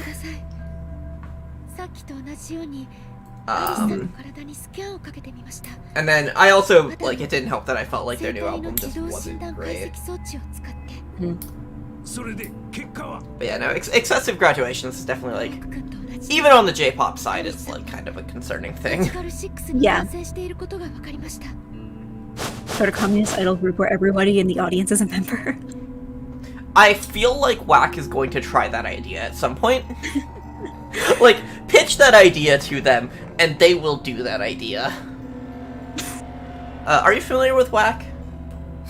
No, but their names feels like it tells me everything I need to know about them. Are you familiar with Bish? No, but it sounds familiar. Are you familiar with Gang Parade? These names all sound very familiar, but I can't put my finger on where I've heard them. Biss? Like, Biss. That was just another one. That one I've never heard. Yeah, Bish, by the way, is a spin-off of Biss. But no, WAC are just kind of like, it's the management agency slash label behind a lot of, like, mainstream alt-idol stuff. Like, I don't even like to call them alt-idol at this point, because it's like, they're making incredibly, like, boundary-pushing music, but they're on a major label, so it's kind of like, they're not indie, like a lot of other stuff. Acts. Yeah, but it is, like, you do get them working around a lot of, like, punk stuff into it, like, and you get them doing a lot of, like, uncommercial stuff. They recently made a unit whose name I don't want to say on stream, but most people just call them ASP. It's an acronym. Okay. And it's just kind of like very radically uncommercial, which in a refreshing way. Like, I do like them. They're like definitely their stuff is like mainstream idol, like, or like major label idol stuff that I like the most. Yeah. But no, they would definitely pull the, like, communist idol group, everyone in the audience is a member. Like, even if it's just, like, for like, a string of concerts, like, people would write articles about that, and that's the, like, point. They're eye-catching. I don't get to talk about idols much. I don't know, I feel like idols is like the one corner of, like, weeb stuff that just never hit me. Like, I'm aware of it, but, like, I like, if you ask me to name an idol group, I don't think I could name anything, like, more obscure than maybe, like, Morning Musume or AKB48. I know what Johnny's is. I know what that is. I don't know much about it, but, like, I know what it is. Yeah, whereas, like, as with everything I listen to obscure idols. Like, in idol spaces, I don't really listen to deep cuts. I guess, like, the deepest cuts I listen to are, like, X-Teen or Erisu. But those are, like, Bandcamp projects. So, like, that's very low-key, and they're also more recent. But it's like, something like Hanako, or Minanaro is like, they're not like the most obscure stuff, but it's like, that's by the metrics of, like, idol culture fandom stuff. It's like, I'm naming bands that no one in the audience knows. To be fair, when I was really deep into K-pop, that was kind of me. Yeah. Because, yeah, there are some groups, too, especially, I feel like with J-pop less so, but there are definitely K-pop groups that, for a while, were probably more popular overseas than they were in Korea. That would tend to happen a lot. Like, because some companies are just better than others at, like, reaching out, I guess. Like, that's definitely not the case with J-pop. Yeah, J-pop doesn't even try to appeal to anyone outside the country. Like, the best Western expansion of underground J-pop in recent years is a dedicated website that, like, it's an import website, basically. Yeah. And it's popular enough that, like, you get idols doing, like, a line of checkies that are only for this website. Or it's like, here's a shirt you can only buy through the website. Here's an exclusive, There was Hanako for her 2018 album, or 2019 album, I think. Like, she sold a special a special edition to the website. One copy was ever made. It was $6,000. It came with the album and the sword that she had in the album's cover picture. And it's like, so it's like, that's kind of like the indie idol scene's like frame of reference, or like connection point to the West. But unfortunately, I think like a lot of indie idol culture is based in lives. Yeah, which is hard to do like internationally unless you have like the budget for it. Yeah, you need to be able to guarantee that you're going to be getting people into your venues if you're traveling overseas. And I feel like even trying to like live stream a concert or something might not give the same experience. Yeah, no, because like idol lives in particular is a very like in-person experience. You know, you have all the calls and all of the like culture stuff, and you can't capture that online. And you know, there probably are some that try. You definitely get some. One of the idol blogs I follow, like at the end of every week, they post about them. But it's definitely less of a thing than like actually being there. Yeah. And so it's like, I kind of wish that the culture was less centered around lives, because like, you know, I can't go to them. But it's like, I get it. Live shows are gonna give you more revenue. Yeah. When you're indie than like releasing music that not a lot of people listen to. But I try and buy CDs to make up for it. Yeah, I think the other thing too is like even Japanese music in general, like no matter how mainstream, like it wasn't until recently that I feel like a lot of companies started putting music videos onto YouTube. Because I definitely remember like they were on YouTube, they just weren't available outside of Japan. Yeah, or they would only upload like half versions. Yeah, and we're still like, you're still not seeing a lot that's like on Spotify or whatever. Which I is just like, remember like, I remember that some Korean groups would release songs in Japan, and the Korean versions of these songs were very easy to find, and the Japanese versions of these songs are almost non-existent outside Japan. Because, like, just in terms of internet presence, like, they'd be like, Shiny released a Japan exclusive album, and everyone's like, cool, where is it? And they're like, haha, I should have lived in Japan. Yeah, even with like, indie groups are way better about like releasing their stuff globally, I find. Just because it's like, that being on an indie label means that you can be better, like, you can have a more direct input into your contract, or, like, also that, like, you're gonna be less exclusive. But also you just kind of need the global views, because... Yeah, and you don't really have anything to lose. Like... Yeah. But you still get groups who are like, no, buy our CDs. Like... I don't know, you don't see a lot of physical-only music these days, I think. Yeah. But, like, definitely, like, indie J-Idols is a heavy space for that. So, like, I buy physicals when I can. To be honest, I don't think I even have a device that plays CDs. My computer doesn't have a disk drive. I have 2 CD players and a disk drive on my computer. I also have a cassette player, and a turntable. Yeah, I have a physical copy of Calliope Mori's EP that was released in April, and it's more or less just a decoration at this point, because I can't actually play it. I have a Blu-ray copy of Promare that... I mean, I guess I have a Blu-ray player, but I don't use it much. I have most of Serial Experiments Lane on DVD, one of which I've never opened. I have a lot of DVDs, just because, like, I like physical media. I like DVDs, I like CDs, I like cassettes, I like vinyl, and I try to use this stuff, because I think, like, it's a different tactile experience than watching like watching a movie on DVD is different from watching it on streaming or like pirating it and downloading it.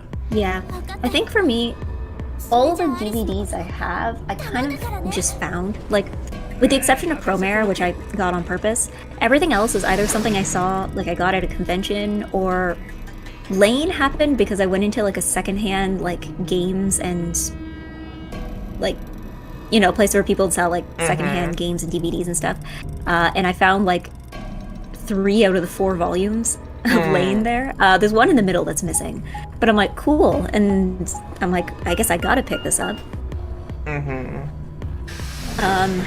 They're like the old release too, like from 2000, like early 2000s. Japan has a weird impact on reading from chat. Japan has a weird impact on music. Japan only tracks are such an odd trend for the history of music in the West. Bittersweet Poetry is an iconic Kanye West song that has never gotten released outside of Japan. Yeah, it feels like well, isn't Japan like the second biggest music market in the world or something like that? Yeah, no, like if you're releasing your music, like if it's getting just a dedicated press in Japan, like you're like you don't even need to be a big artist for that. Like, There's a reason why big in Japan is like an actual phrase. Yeah, and it's like so artists will be bigger in Japan than over here. So you do get these Japan exclusive tracks. Which is like weird. You even get, like, in some cases, whole live albums, which are only released in Japan. Which, like, live albums are in their own, like, weird little category. Well, I don't know. I remember I used to think, like, with live album, I'm like, why would you want an album of all the same tracks, only with crowd noises on top? I don't know. I feel like I've kind of warmed up to the concept. I mean, I'm a big fan of like jam band stuff. So it's like a live album is a lot more appealing when the band isn't playing the same version of the song that you heard on the album. Yeah, yeah. But it's also like actually, I like the crowd noise. Like, actually, you know what? One situation where I've kind of warmed up to the concept of a live album is Vocaloid concerts. There's like a Vocaloid live album that has like a performance of Two-Faced Lovers from some concert, I think in 2016 or something. But it features like Miku introducing the band members, and it's really cute. I like that. I like that version of Two-Faced Lovers. Yeah, no, I think it's also true though that Vocaloid concerts, the arrangements, like the musical arrangement is typically for the live version. Yeah, well, that's like the kind of live show I like. Even outside of like specifically jam bands, like you get a lot of concerts where it's like, I'm gonna play this song differently.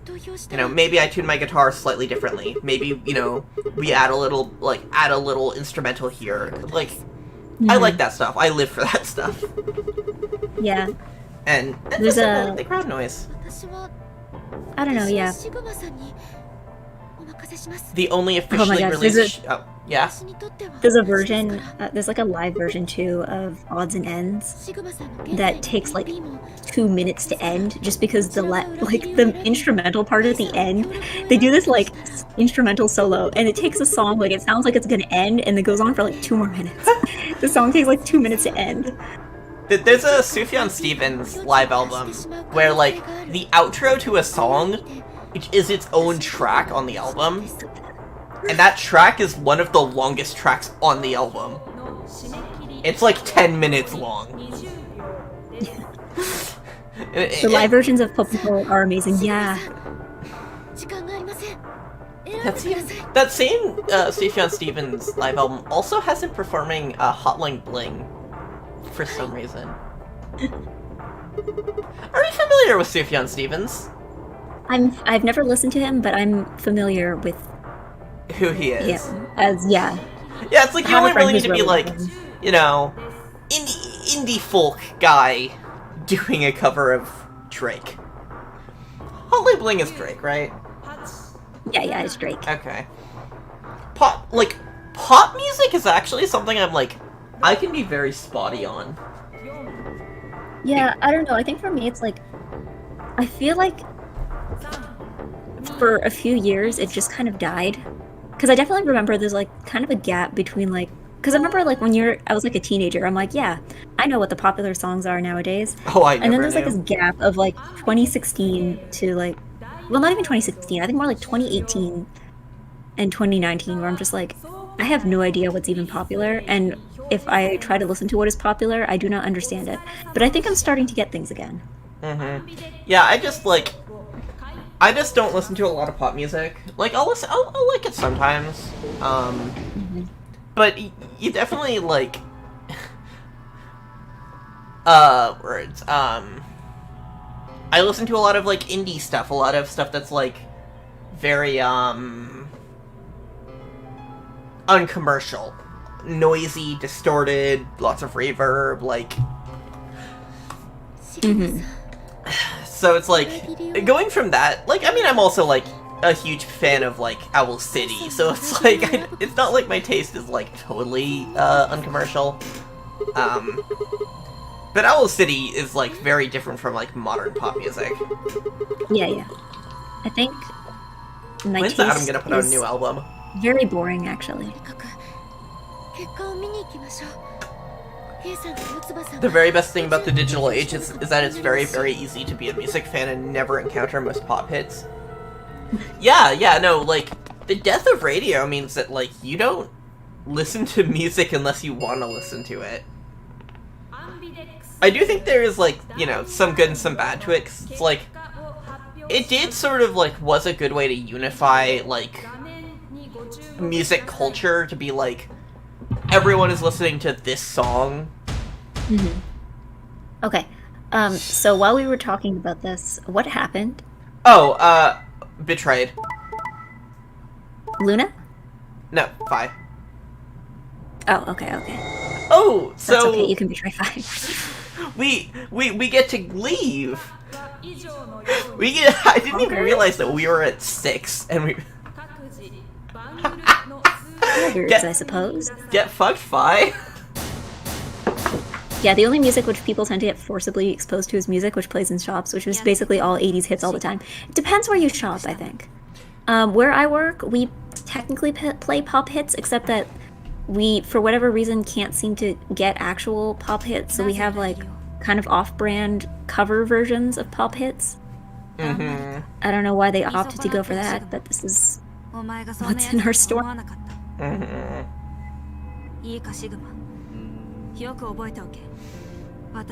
you, oh no, you should have screenshotted that. What? Oh. That was not a smart move, Sigma. Oh. But yeah, no, like... While we're talking about pop music, it is interesting to think about, like, pop has two definitions. Because, like, I don't listen to a lot of pop, but I really like pop music. Yeah. Because it's like, I love listening to idol music. I can rattle off a whole host of idols that I love. You will not have heard of a single one of them because they're not popular. They're Spy, what are you on about? But yeah, so it's like, it's pop without being popular. And a lot of the pop I like is like that. Do people like Owl City these days? Is Owl City popular? No. I feel like we're still a few years away from, like, Owl City having, like, a full, like, resurgence. People are I don't definitely... know. Oh, yeah? Fireflies was a meme for, like, a hot minute there. Yeah, and but I feel like, people came around fully on Carly Rae Jepsen. I feel like people are gonna, like... And you definitely, like... You do have, like, in like, deep music culture, you do have people being like, no, like, Owl City was always good. But, I feel like we're still, like, yeah, Owl City are still very unhip. I think we're gonna come around, I think culture's gonna come around on Adam Young at some point. I don't know, here's the thing. I think the problem is that I've never met anybody who is, like, sincerely and adamantly against Owl City. Like, the same way that people were like, oh, Call Me Maybe is such a dumb song. Like, I don't know if I ever met anybody who was like. What I'm saying is, I don't think I know any like Owl City haters. That's my point. I guess it was more of a thing in its day, and then he kind of just got forgotten. You're cutting off. What? You were cutting off for a second there. Yeah, no. What I was saying is, like, I remember Owl City getting like hate in the day. But no, I mean, I'm just like a big Adam Young fan. Because like, Owl City is what he's most known for, but he's actually done a lot. Didn't he do like sound design for Apple? Probably. Or am I mixing him up with somebody else? Rand has actually turned me on Owl City a little. Yay! Owl City are so good. But no, like, the thing is, so, before he did Owl City, Adam Young spent about a decade just, like, fucking around and doing a ton of different music things, just kind of, like, finding his footing. So you have stuff like his ambient post-rock band, his ambient post-rock solo project, his, like, acoustic pop-rock thing. Like, he was in a metal band for a while. And it's just, like, this very eclectic, discography.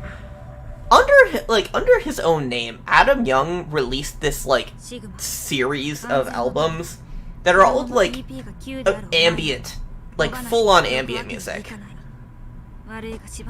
And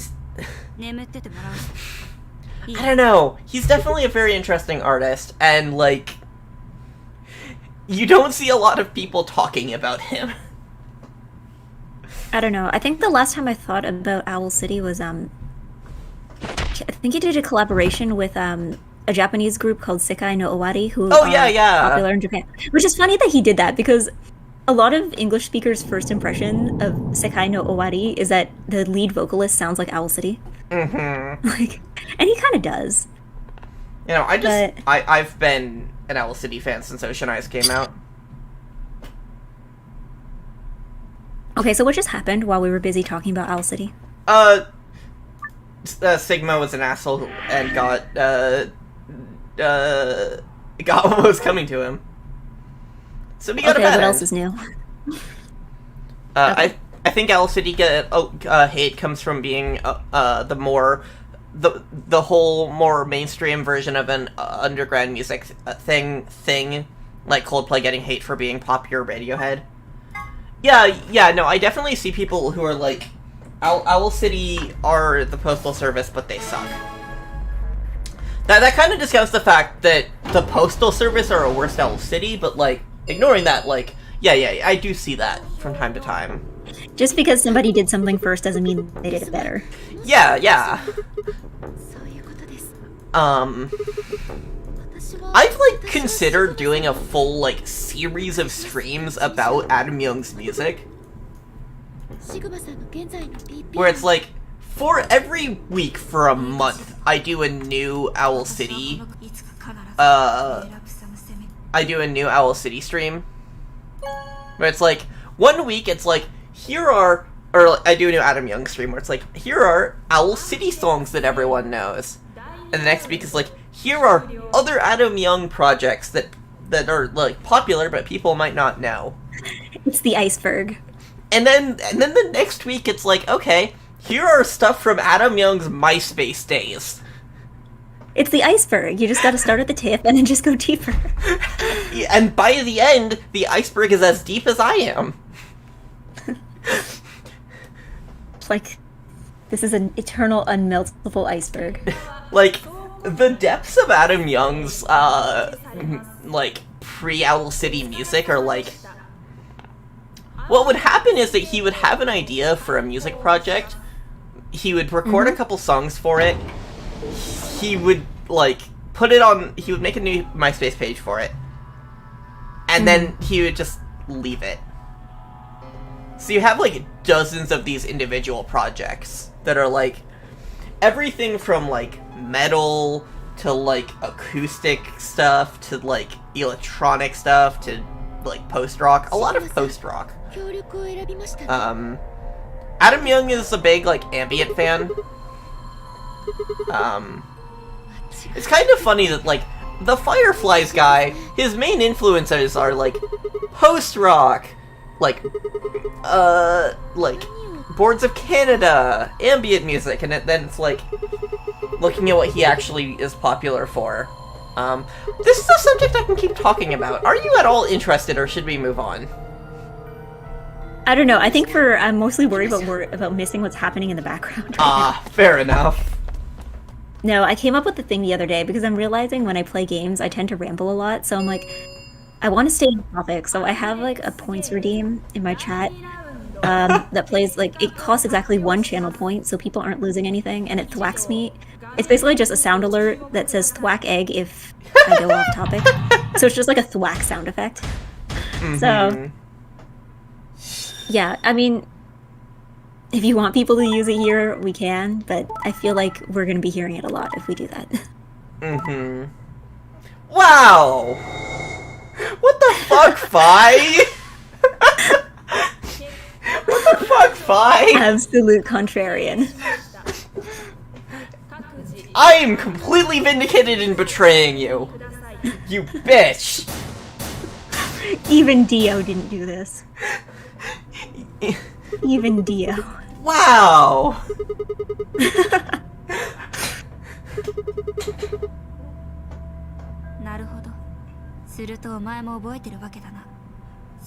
Huh. Huh. I love how the game just assumes you went to betray Polly first. I was just thinking about that. How does this work if, like... How does that... Maybe she only says this if, like, you've already hit up the other timeline? Maybe? No, not that. Draw on her face. Draw a mustache and glasses on her. Hold on, can you actually do that?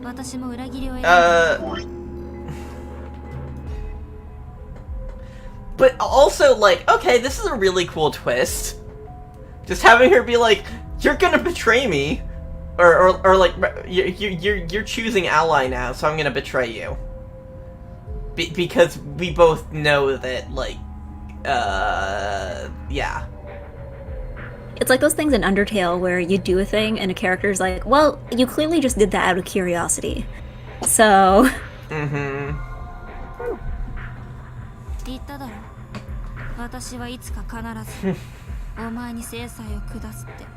Wow! I do just like that the game is, like... My natural instinct of just betraying everyone is paying the fuck off.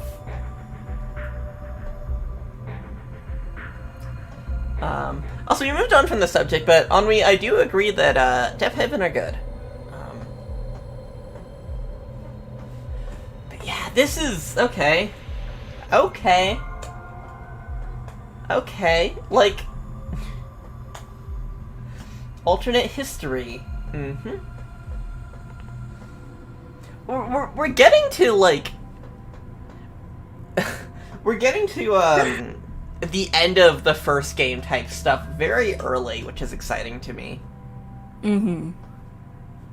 Like, we're already beginning to play with the game mechanics and do, like, interesting stuff there.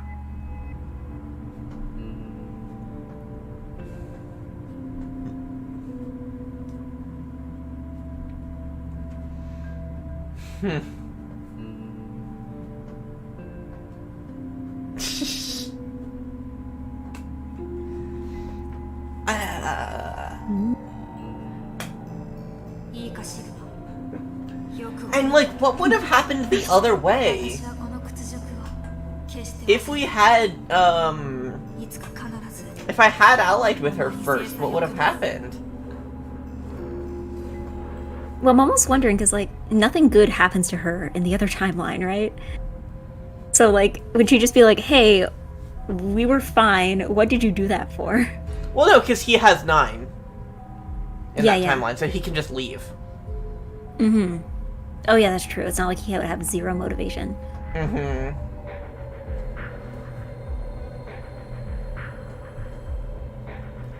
Yeah, so I imagine they're like, what the fuck? どういうことなんです？ファイさん、なぜ裏切りに投票したりしたんですか？そうだよ。なぜ？裏切りを選んだなぜ？ファイだけなんだからね。Yeah, Fi definitely stands out here. Mm-hmm.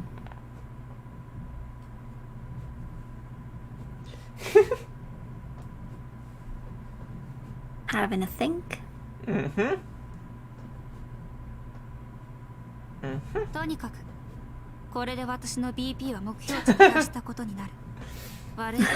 Does anyone consider, like, I have 9 points, I'm gonna stick around, like, I'm just gonna stick around until other people have 9 points too? Like, あの9の扉の先にだよ。 Well, I think it's because, okay, spoilers, they do eventually hit a point where you can just do the AB rooms infinitely, but I think at this point they don't realize that that's the case. uh-huh. So, I guess if you assume that you can only do these things a limited amount of times, unless you planned from the beginning to figure out how to get everybody 9 points, then it might not be guaranteed. But no, it ends up later that, like, spoilers, you can do this infinite times, like... Mm-hmm.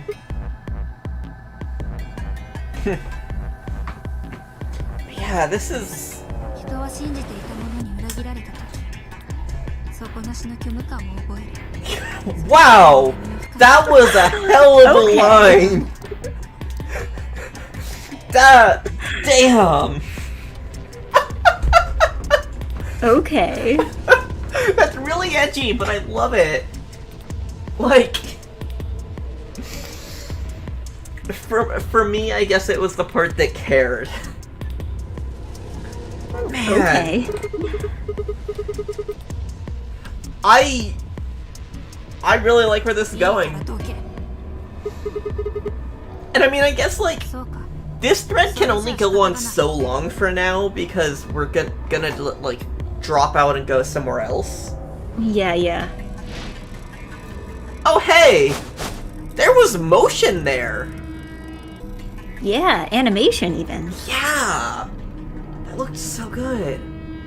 Look, you can see her hand at the top of the screen. Yeah, yeah. Her Fi whole body has- even moved. Yeah. Fi has an energy about her that really elevates this game for me. Yeah, this is like... This is fun. プラウディテ、アクタエストファーブラ。 So what's this about speaking Latin? ラテン語だよ。 I don't know, it's her thing. Just let her do her 終 thing. わった。そういう意味のな。 Applaud that the play has ended.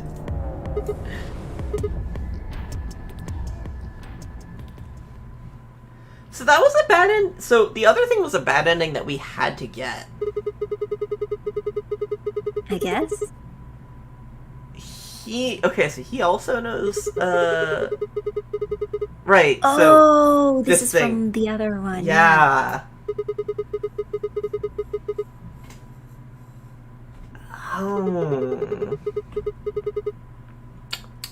Oh. This is... This is good. I like this.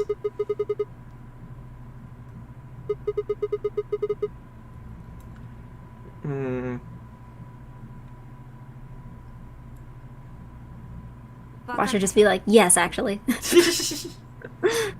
Like, I don't think it's a secret that, like, I haven't been as much into this game as I was with the first one. Well, this one definitely drags on a little more, the first one. Yeah, but it's like, okay, like, this is definitely, like, if it can keep this up, I can imagine, like, it being as good as the first game. そのことならもういい。今回はお前が協力を選び、私が裏切りを選んだんだ。これでおあいこということにしてやろう。Yeah, no one else knows what they're talking about. あの時っていつのこと？ This kind of shit is what's great about this game. Since 999 ended with that big meta twist, it feels free to just run with it more. That's nice. I mean, like, I do feel like やめておけ。You can run this kind of idea past the point of diminishing returns. But But that's what the third game is for. if you keep doing like innovating on it, like you can extend that past past a point. So I am like hopeful about it. あ、ここに留まることに決めたよ。シグマが言った通り、このまま全て終わらせるわけにはいかないからな。I am curious how this timeline ends.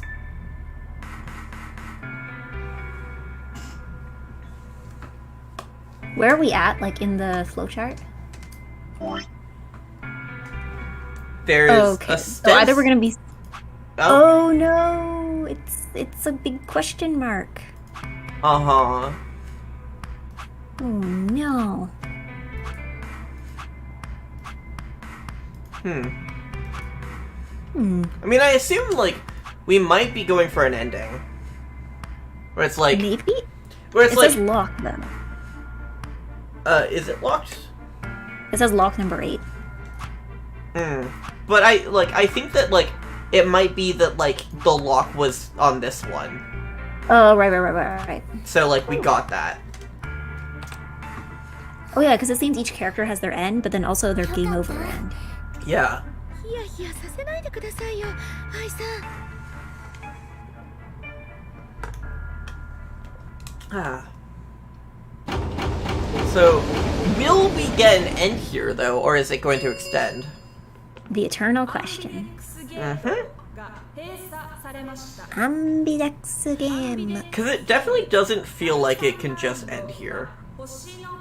Yeah. Okay, yeah. I see. Oh? Star keys. I think the star is like the last one. Mm-hmm. Ah, here it is. Uh-huh. Yeah, so they can now go like infinite times. Mm-hmm.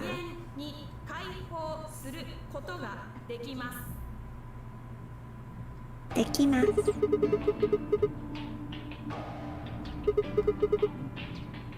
星のカードキーを使えば何度でも AB ゲームができるってことになるな。ただし立て続けにというわけにはいかないでしょうね。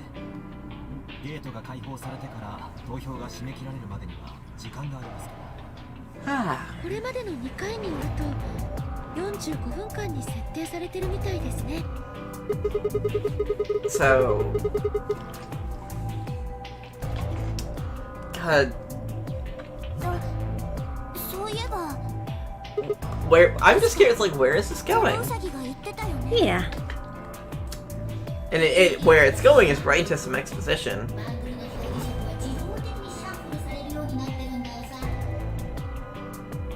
Like telling us about the rules.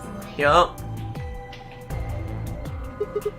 Because, like, you know, like, one thing that the next game could like, improve on compared to this game is, like, 私は紫色のペアです。 if it has, like, as, like, codified a system as this, like, it could just, like, ease up on the rules a bit. Yeah, well, I mean, I know I've definitely seen other games run into this issue where they're written assuming that you're playing this for small periods of time with large gaps in between. 私は水色のペアなんだ。 Because I know the Ace Attorney games definitely deal with this, where they'll have flashbacks to things that happened fairly recently, because they assume that you have played this game for a few hours, put it down for like a week, and are just picking it up again. Which, like, maybe makes sense, like, I get it, but it definitely isn't great to play through, when you're playing, Yeah, like, on its own. Uh-huh. And I mean, even Ace Attorney overdoes it sometimes. People like to make fun of Apollo Justice for having, like, flashbacks to stuff that happened, like, 5 minutes ago. But, yeah, it is... There is a reason for it. Mm-hmm. シグマさん、水色は何色と何色の合成色ですか？それにシグマさんの赤を加えると何色になるでしょうか？ Yeah, it makes sense in handheld games. Yeah, especially. その通りです。Because yeah, it's not like you're setting aside time. You're just like playing them whenever you happen to have a moment. 白ってことか。なぜ知ってる？見たからです。 But yeah, no, I think Ace Attorney is just because it has like there's been 2 writers over the course of the franchise, and one of them likes flashbacks way more than the other. The one who wrote the original trilogy uses them pretty sparingly. He wrote the original trilogy and the Great Ace Attorney, like the one that just came out in English. He uses flashbacks pretty sparingly. Like they weren't even a thing, I think, until the second game. And even then, they're pretty used sparingly. Yeah. The other writer who wrote these, like Apollo Justice and Dual Destinies and Spirit of Justice, loves flashbacks and uses them as much as he physically can. Once again, sometimes to the point of almost being comedic, where they're like, okay, do we really need to flash back to this? Like, even if someone was playing through this in short bursts, this happened like 10 minutes ago. Like,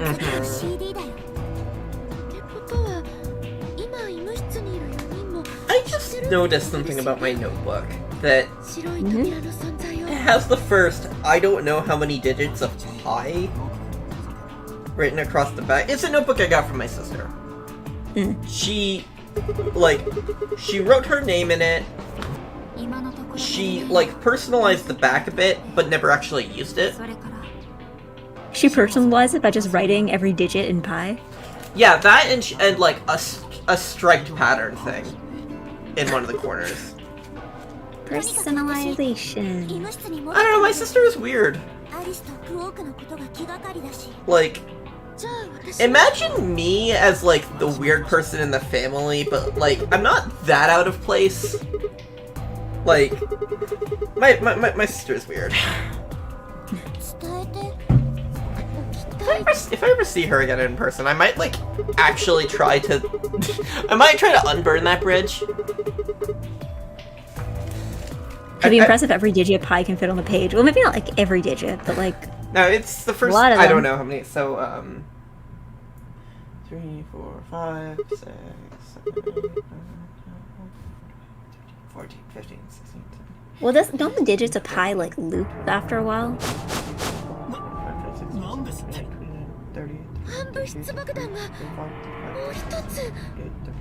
The first 39 digits of pi. Miku number. Miku number? Miku number, 39. Miku number. Miku. Miku. 見落としていたとい Miku. う可能性は Miku. Miku. Yeah. So yeah, that's just the thing that my sister wrote on the back of her notebook. Without actually using the notebook, so it's like I've just been using it for this. Because when I left home, like I just took a bunch of notebooks for some reason. I don't know why I have this now that I think about it.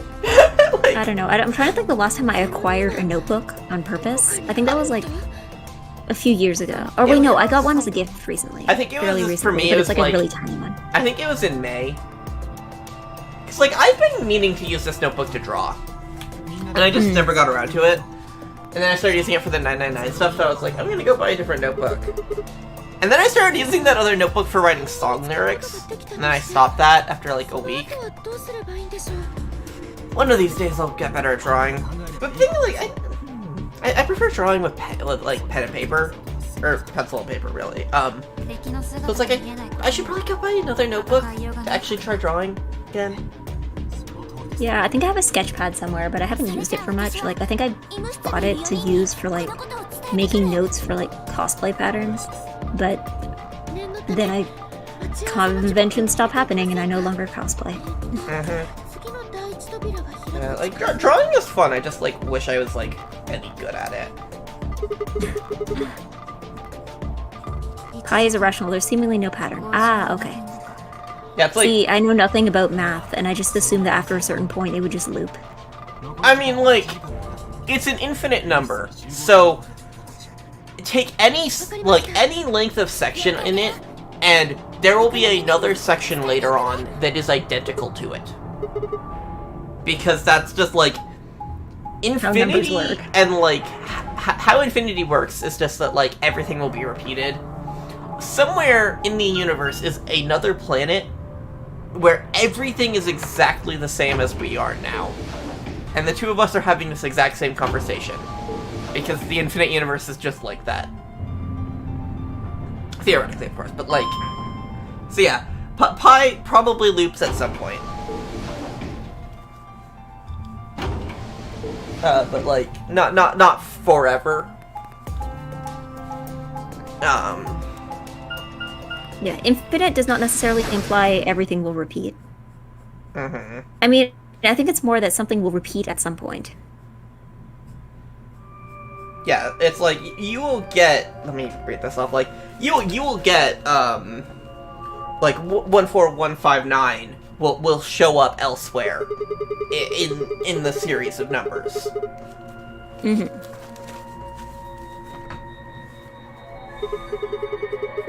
And so it just like you won't get the full number to repeat because you can't fit infinity within infinity.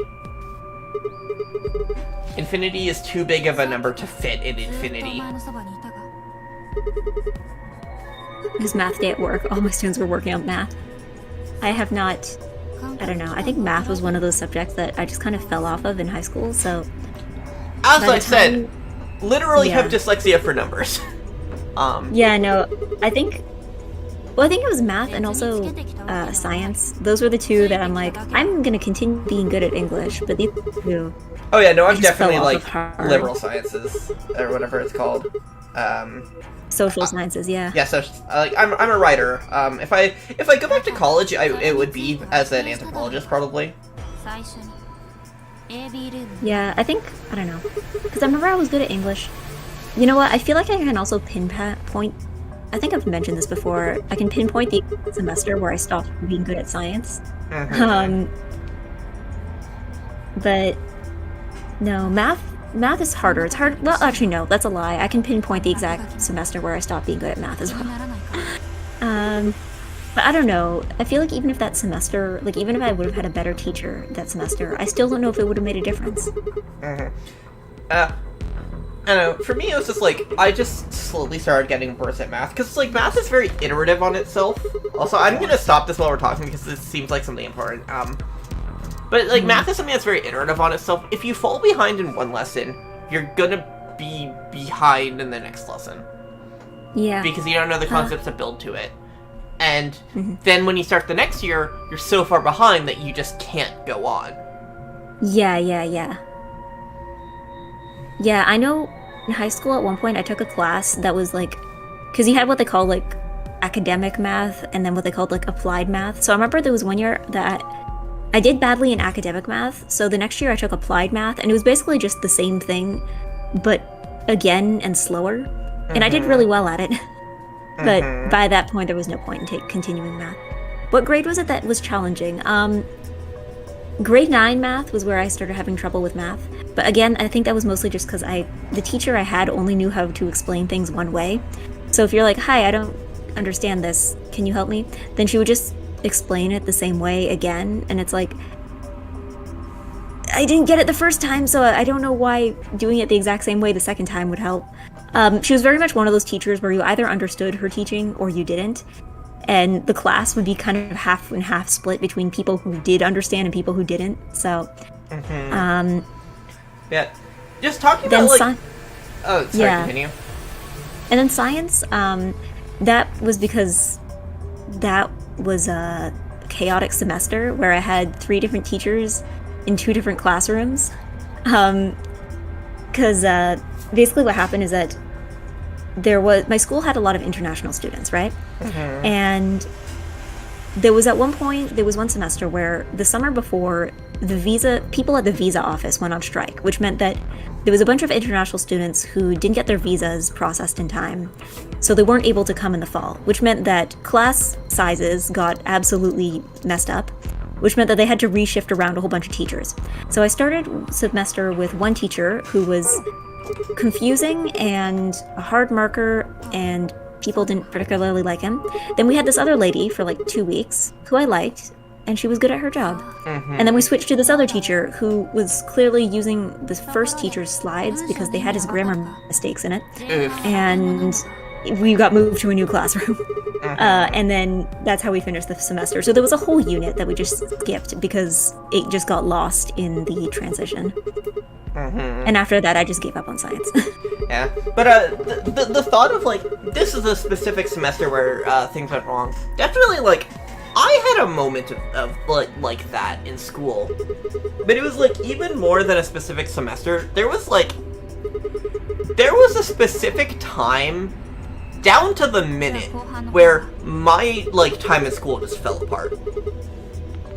Because I was just like, I was just sitting in class one day, and I was just thinking, and I realized like, wait, going to college is pointless, because it's not actually going to do anything to benefit me. Why am I going to college? Like, why would I be going to college if it's not going to benefit me? If I'm not going to college, why am I trying so hard in school?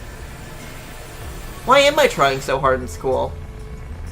I guess I'm not going to try hard in school anymore. And then I just, like, slumped down in my seat, in my desk, and just, like, stopped giving a shit. And I didn't give a single shit for the other 2 years that I was in school. Wait. And... Yeah, no.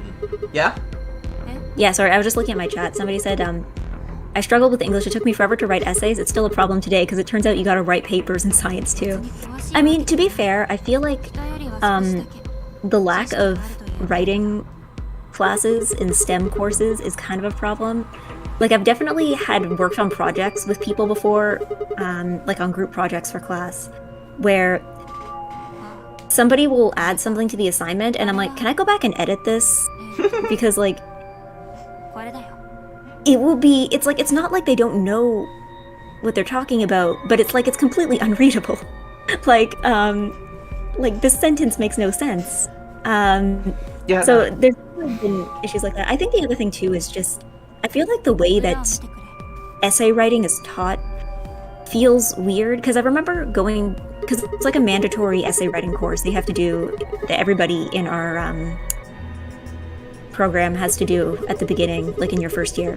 And I remember for that class, the teacher was like, okay, so first thing, forget everything you know about writing essays for high school because it's not going to be useful here. And I feel like in that regard, like, high school kind of doesn't prepare you very well for college writing. Yeah. Because I feel like the first thing people need to unlearn is the 5-paragraph structure. Yeah. Because, you know, in high school, they're like, introduction, first point, second point, third point, conclusion.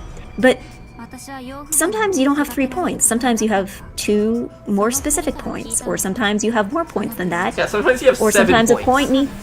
Sometimes a point needs more than 1 paragraph. So you can have, like, you know, point 1A and point 1B, like, that's not, sometimes, and also too, that's not how every essay needs to be structured. Sometimes you're like, okay, here's my introduction, introducing this concept, here are the basics of it, here are some problems with it, here are some solutions to those problems, here's my conclusion. Like, or sometimes you're like, okay, this is a series of events, the first thing happened, second thing happened, third thing happened, aftermath, conclusion. Like, I definitely wish that, like, I knew how to write essays better. Because, like... no, that's, like, the one thing I'm good at. I suck at writing non-fiction, basically. I don't know how to format, like... I just don't know how to write, like, stuff that isn't, like, fictional prose. I am a good writer. My fiction writing is the one thing I let my ego be inflated about. I'm a fucking good writer, and it's a shame more people don't read what I write.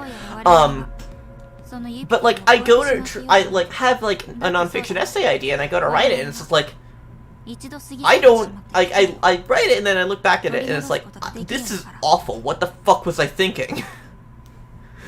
No, I don't know, I don't know what it is about academic writing styles, but for some reason I'm really good at it. Like, I feel like a lot of feedback for my school assignments are like, some of these things were wrong, but it was well written. Yeah, it's a hard style to adjust to. I don't know. I feel like I'm naturally very wordy, so I feel like academic writing styles just works for me. I'm also naturally very wordy, but that's more in the way that, like, I will write a character talking without stopping for 1,000 words.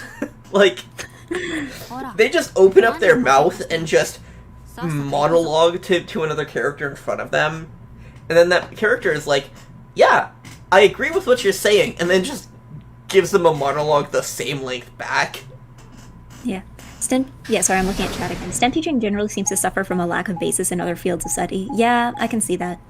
Again, because I'm, like, mostly poli-sci classes, I don't have a lot of interactions with, like, STEM people, but, like, yeah, occasionally I will run into someone who's taking this as an elective, and it's like, yeah, a little, yeah.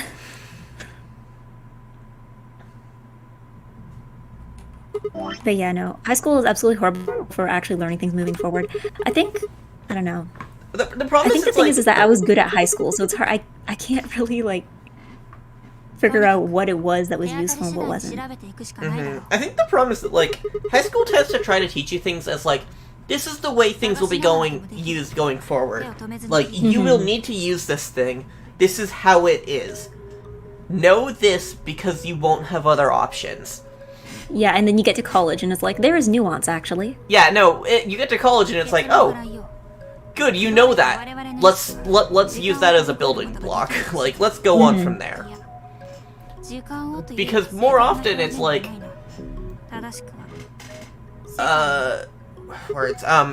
it's just like, you know, you get these ideas, like, you get the idea of a 5-paragraph essay, and that's a good idea. You should know about that. You should, like, be aware of it, so you can build off it. Not so you can just repeat it back. Yeah. Sorry, I'm reading chat again. As a lit major who went STEM, I feel a lot more confidence in STEM people doing non-STEM stuff than non-STEM people doing STEM stuff. I don't know. I feel like for me, again, in my experience, it's more of just like the STEM mindset, I feel, does not apply everywhere. And I feel with, like, non-STEM people, I don't know, again, in my experience, maybe it's just because the STEM people that I've met are, like, a very specific subset of, like, computer dudes, but in my experience, I find that, like, a lot of non-STEM people trying to do STEM things can acknowledge their weak points, whereas I feel like STEM people who try to go into non-STEM things are often a little, like, cocky about it at the beginning until they start failing. But again, that's just kind of my personal experience. Yeah, we need both, but yeah. Huh. Oh, are we in a dating sim now? Wait, what did you select? Moonwalk.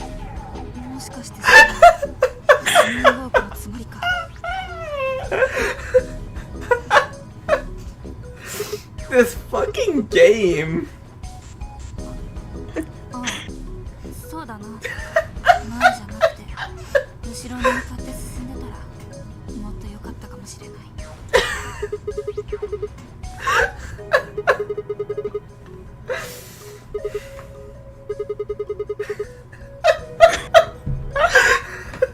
I love how there's no animation for this. The game just leaves this to your imagination.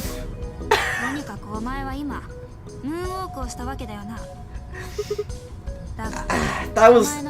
I'm glad I decided to check what the other options were. Have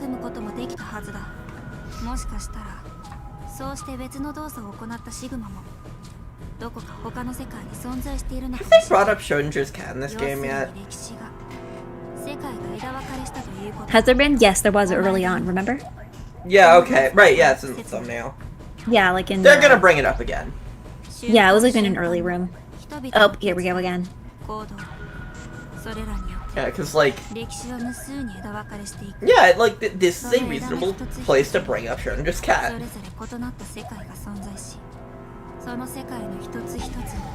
You know, I guess until you play it, every visual novel both contains and does not contain Schrödinger's cat.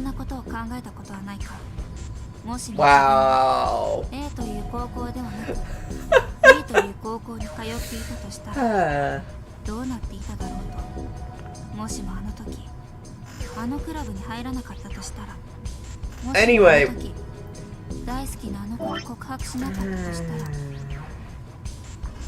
ら、 This is a personal attack. I spend way too much time of my life thinking about what if things were different. Like, there are so many things in my life where it's like a choice was made, maybe not even my choice, but like a choice was made, and how would things be different otherwise? So this is definitely like hitting. もしもあの時そのもしもは This is 果たして本当にもしもなのだろうか、あるいはどこか別の宇宙にそのもしもの世界 I do think that like というの transitioning this into theoretical physics is a もの bit すごく簡単に言うとな silly. It's like, wow, it's a really existential question, I feel, that's like really sort of like questions like how, who we are, how we get to be the people we are. This is like, this game is just using us to do some bullshit. Like, I like this, but there are multiple methods that all serve as different abstractions to help people with different learning styles. See, I think we only learned multiplication like 2 ways, and one of them made sense than the other. I also remember, I think around grade 5, at my school, there was this whole thing in math that they had to just drop because nobody could understand it well enough to teach it properly. Like, there was this form of rounding. I think that's what it was. It was like something that was really simple, but very difficult for the teachers to understand, and it was only recently added to the curriculum. So basically what had happened is that the teachers couldn't explain it properly, so the kids couldn't get it, but because it was something that the parents probably wouldn't have learned in school, they couldn't help their kids with it either. So in the end, nobody really understood it particularly well, and they just had to like stop. Yeah, it's like you could teach lots of things to children if you could teach the teachers first. Again, I think it's also just too like, just because you know basic math does not mean you'll be good at teaching basic math. Because like, I don't know, I feel like even in elementary school I could tell when certain teachers had like a specialty and what their specialty was. Yeah, right, because elementary school had like one teacher teaching everything. I know we had, and then like you'd have other teachers for like phys ed or music or maybe art, but that's about it. That only like at my school it was like grades 1 through 3 you have the same teacher all day. Because I know we definitely had different teachers, like separate teachers for music and phys ed. Okay, yeah, actually, yeah. PE and music had their own teachers. Yeah, and sometimes there was an art teacher for a period of time, but I don't know where she went. Our school she was didn't only have around that. for a few years. But no, but like, starting in 4th and 5th grade, there was this thing that like, it was more like middle school and high school where it's like you leave your classroom and go other places. But that was only like for certain classes. Which was definitely like odd. I get the sense that it was because like words. I get the sense that was more like because they wanted to prime people for middle school. Yeah, see, I didn't have middle school. We just had elementary up to grade 8. Yeah, well, I mean, like they were preparing us for a school in which we would be going to different classes. Yeah, I'm working with a student to learn their times tables right now. I'm really enjoying it. God, I wish I could have enjoyed learning my times tables. I learned them by memorization, and my parents quizzing me on it because apparently, I mean, I guess there wouldn't have been any other way I would have remembered any of it, but yeah, no, I just learned them by rote memorization. We had those like, did you guys have those like minute quizzes where you have like 1 minute and you'd have like a list of multiplication problems and you had to do them as fast as possible? Yeah. Okay, so that is a universal experience. I think so. Did anybody enjoy those? Probably not. Now I'm just thinking thinking back to my middle school, and like, my middle school's location was incredible. It was just like, I'm thinking about it now, like, the building was cool. Like, I really liked the building, well, it was really like a bunch of buildings. But like, and it's also just like really nice location. There was this like really nice hills. Basically, like, there was the parking lot, and then there was just hills. Hills. Yeah, I think we had just had a lot of grass. We had 2 baseball diamonds, if that counts for anything. We did have like a field and stuff. It was up a hill.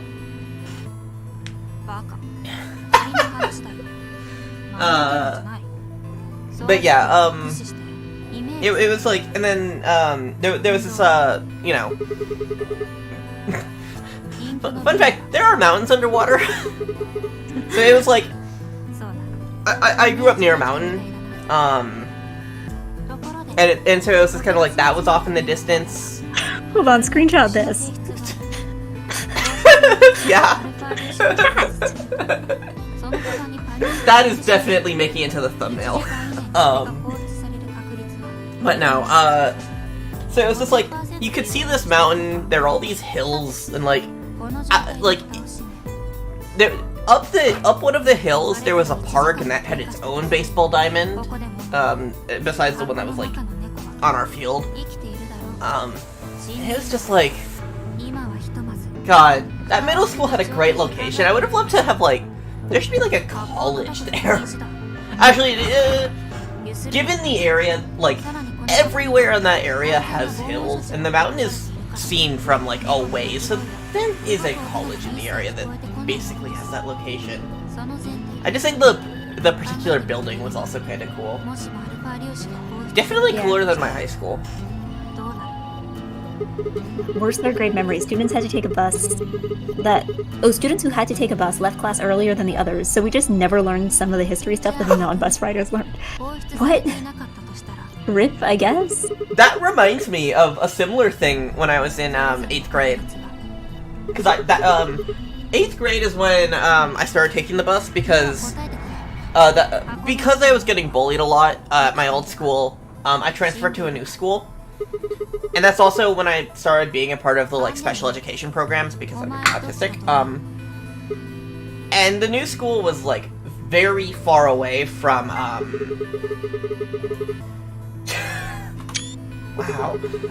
Wow, Sigma. Nice. Wow, Sigma. But it was like, the new school was very far away. But one of the things about the school district is that they guarantee that you will, that like any students in the special education programs will get transportation to school. So, I would be on a bus with 3 other kids. But because the bus had, also for the record, it was like a big bus, like a big school bus that like can fit like multiple classes on it for 3 kids. But because it was for 3 kids, it was kind of low priority, so we always got the short end of the stick. So for the first, like, 2 months of school, we would be consistently showing up 45 minutes late.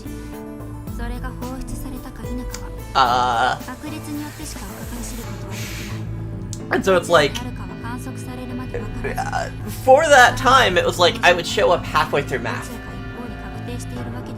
And it was just kind of like, you know what?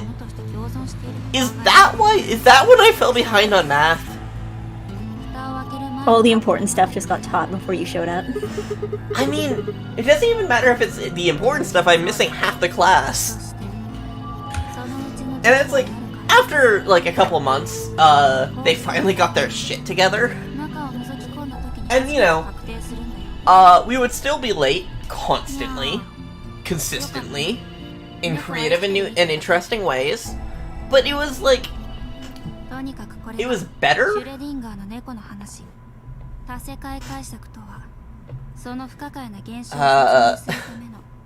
I don't know, I think where I went to school, most kids took the bus, but we were kind of like because the buses went by like neighborhood, so we were kind of all evenly distributed among buses. So yeah, it's not like half the class was gone if a bus was late. I just also remember though there was one week where I guess the driver was sick or gone on vacation or something, and we had this replacement driver, and he showed up like 20 minutes early to every stop, and he's like, "Why is there no one here?" And then the parents were like, "Well, you're early." And he's like, "No, these are the times I was given." So yeah, it was like a whole week where everyone was like, at least for that bus, like a whole bunch of us were either constantly being driven to school or something, and like, yeah, I don't know what went wrong with her. I just remembered the other thing. So like, because there were like only like 3 people on this bus, sometimes what would happen is that like,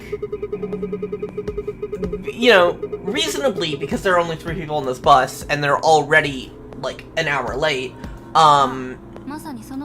because, yeah, we're supposed to get to school early, so being 45 minutes late means that they're already later than me. Anyway, being like an hour late means that, like, you know, reasonably, they would wait outside until I am outside to get on the bus.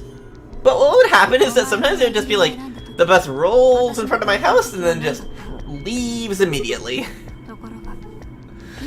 I don't know. I know for us. So it's like if I wasn't outside when it came, it would just miss me, which kind of sucked because it was teaching you how to use a city bus later in life.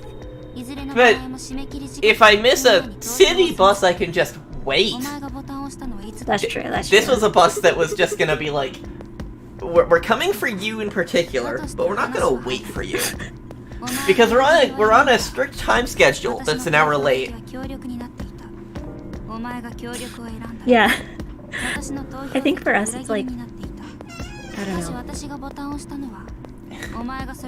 God, I could just I know there was keep also going. this like rule too for my school where like if a kid was, I think it was grade 1 or younger, a parent had to be present in order for us to let the kid off the bus. Which, I mean, sounds reasonable until you have cases where it's like a kid's house is right in front of the bus stop, but the parent still somehow needs to be there so that the kid can walk down their own driveway. Like, yeah. That definitely had a, like, there was, like, a case-by-case basis for that. In high school, like, the bus had, like, upwards of, like, 10 or 12 kids. And because it's, like, it's just the mentally disabled kids, I don't know, like, the neurodivergent kids, like, so you have, like, people like us who are, like, we can be allistic passing. But, and so it's like, the bus driver can, like, trust us to, get off the bus and walk the, like, 5 feet to our house. Yeah. And then there were kids where it's like, you know, their parent does have to come out and, like, take them. And it was a judgment calls thing, where it's like, I'm sure it was, like, worked out with the parents themselves, because the parent would know their, kid more. Yeah. I feel like that kind of thing, though, probably makes it easier on a case-by-case basis, too, because chances are, like, kids in that situation are probably already on some kind of, like, individualized plan. Yeah. So you can just add, like, drop-off and pick-up kind of guidelines to that plan, instead of sitting at the bus stop for 20 minutes because a 6-year-old's mom didn't realize she needed to be there. Yeah, because it's like, so. It was already coming to our houses. God, I'm just thinking of the other, like, fun horror stories from my time on that bus. Because for a while, the bus just stopped coming. It simply did not come. Yeah, it was in, like, probably, like, March. It just stopped coming. But the school had to provide us transportation. So what they ended up having to do is that because they couldn't get us a bus route, they just hired a private driver. Yeah, well, you know what? Now that I think of it, most of the special ed programs, I think, at the schools at least from what I was aware of, they usually did vans instead of buses. Well, yeah, I don't know if that were... was just for like better support or if they just didn't have enough people to make it worth getting a whole bus. In our district, like, sometimes they would use the big buses, but often it was like these shorter buses that had like maybe 6 rows of seats plus a yeah, wheelchair they're like the seat. half buses. Yeah, the half bus, yeah. So that's what they would use more often. But they would use the big buses sometimes because of poor management. But no, but Yeah. this was like a sedan. Like, a private driver in a sedan, like, it fits 3 kids.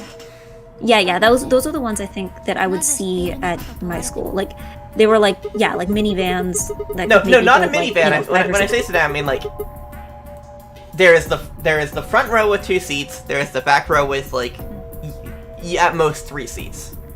Okay, yeah, that's the kinds that I remember seeing. But Yeah. again, they weren't carrying that many people.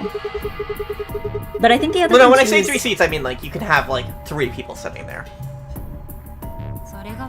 I mean yeah, like special needs taxis are a very common thing that nobody outside of neurodivergent disabled people seems to be aware of. I mean, I know my city also has like, I don't know if other cities have this too, of paratranspo or like basically they're like buses, except that instead of going to specific stops, they go more to specific, like they're a little closer to where people are, and then they're like, you know, more wheelchair accessible than regular buses. yeah, like And the you have to half like book in buses. advance. The half Yeah, buses yeah. have the specific lifts for wheelchair students. Mm-hmm. Yeah, but no, the like 4 months where we just had a private driver, and it was like the same driver every day.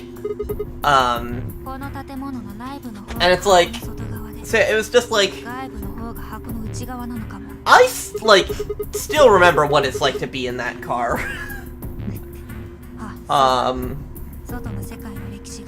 I always got to sit in the front seat, which was nice. Unfortunately, God, what? I don't even know what to use. One of the more impaired girls, I guess, one of the more developmentally challenged girls, would come with us. And that was a girl that, like, I had, like, been on the bus with in middle school. She didn't go to my school, she went to a different school, but, like, she would be on the bus sometimes. She really liked our hair. It was, like, definitely a learn to not fall asleep if we're like, nearby each other. Because that would happen. Because she would grab our hair. Which is a weird situation. To be fair, I think I know of people who were dealing with similar situations on regular school buses as well. You know, except the difference is that these were just like neurotypical children who just wanted to be rude. Yeah, and no, just it's pull like on people's hair from behind them. Yeah, no. In this case, it was just like she would just grab our hair, and it was. I don't know. You after being on these buses for a while, you learn like where to sit. In high school, we had a friend who was on our bus route, which was nice because we could make him sit on the we got the window seat.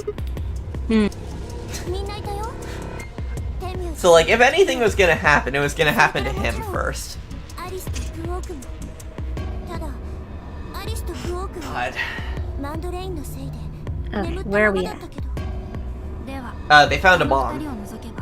Oh, right. Oh, So no. the bus saga ended, by the way, with me getting kicked off the school bus and not being allowed back on, and the school was like, "You're not allowed back on the school bus.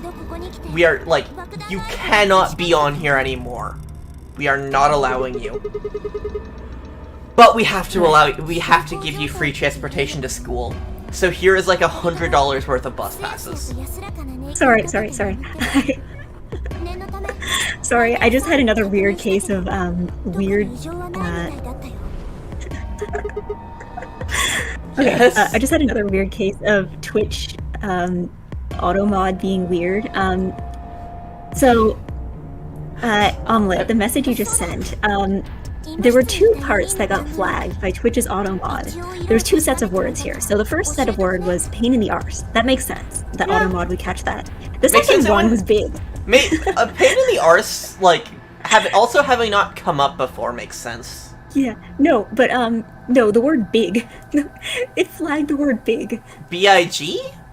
Yeah, I'm guessing maybe because it was in the same message as pain in the arse, so maybe it thought it was like one like big pain in the arse. I'm just laughing because now there's two mod commands in here that says nice Eggy used, add permitted term in the arse, and the other one says add permitted term big. Like we can't be having big in our chat. Mm-hmm.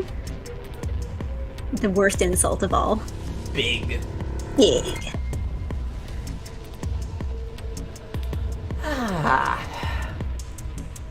Yeah. Maybe But, that was more offensive in the UK. I don't know, maybe it's like... I mean, I guess big is like a slightly toned down way of calling somebody fat, but like, I'm pretty sure fat isn't filtered in the Twitch chat either. Oh right, so the going back to the bus pass thing real quick, the real kicker to that is that they didn't buy just like $100 worth of like bus pass tickets. It was like there was enough that like at the end of the school year, it was like they like I was graduating. I was the only person who needed these because I was the only person who wasn't allowed on the school bus. So they were just like, here, have like $300 more of these. So I just, for calling a bus driver a fucking cunt, I got like $300 worth of free bus rides. I like to think that you were just like sitting in like a Scrooge McDuck like pile of bus tickets, just like rolling around in them.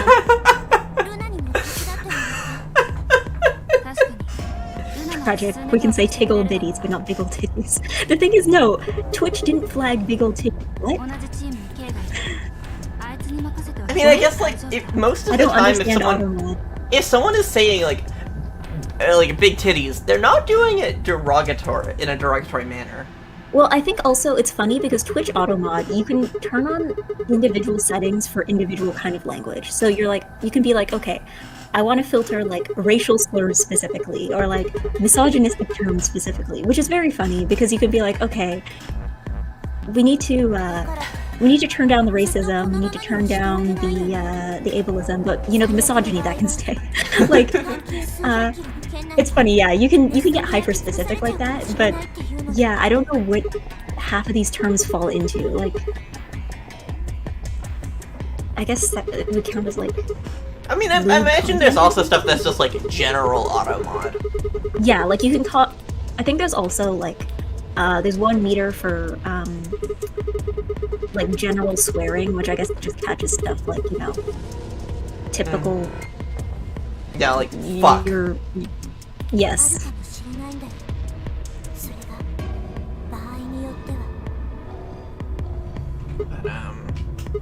Okay, yeah.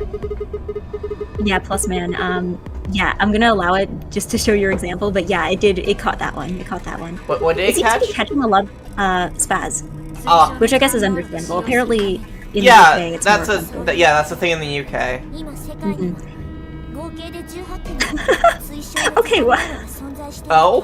Okay, on me, it caught big titties and big R's. Both of them that time.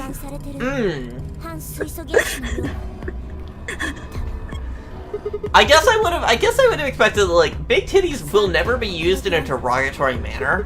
Like Yeah. like I mean, maybe if you're like harassing somebody, like if you're like, yeah, no, I can definitely "Hey, imagine girl, show me cases this where it's like gold-" unwanted. Yeah, but at that point, Like- that's not the language that's a problem. You can just block the person. Yeah, that's the problem. There is that like they are saying things you don't want them to say. Like in as far as that goes, like you look pretty can also be harassment. But I guess it's like more sexual. Yeah.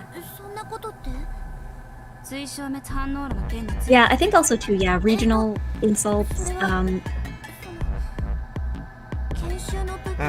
Yeah, like Yeah. like how that one word is bad in the UK. It seems to be picking up a lot of UK slang here. I imagine it's like fairly universal. Cause I feel like it's better to be smart about UK slang than like let stuff through. Yeah. I'm just still thinking about the time where it censored the words Chinese and French. Wow. Like very early on before I figured out how to like modify automod. Yeah, it censored out the words Chinese and French. We're talking about languages. Like, we can't be allowing the French in the chat.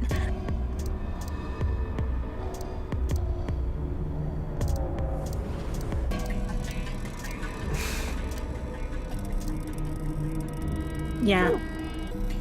It's extremely bizarre from a British perspective that people would find it acceptable to use that elsewhere, but then Psychonauts just throws stuff out. I mean, the thing is, it has a very different connotation in North America. Yeah. Okay, omelet, funny story just now. The only word out of that sentence that you just said that it caught was titties.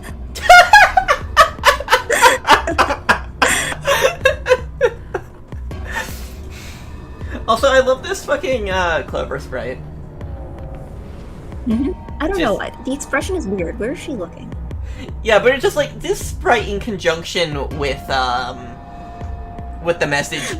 It works because it's like she's looking up, she's looking away from you, like. Yeah. Yeah.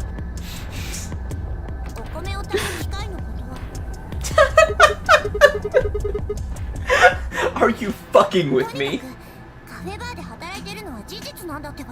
Okay, it caught arse this time. Why does it? Sometimes it catches it and sometimes it doesn't. Maybe it's like a matter of maybe it's just a matter of context.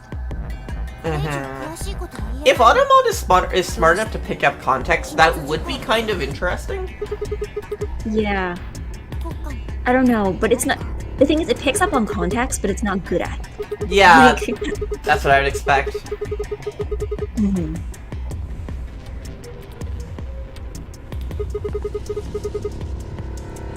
I want to test out my own automod, but I don't know if, like, am I gonna get caught? Can I get caught by my own automod? I doubt it.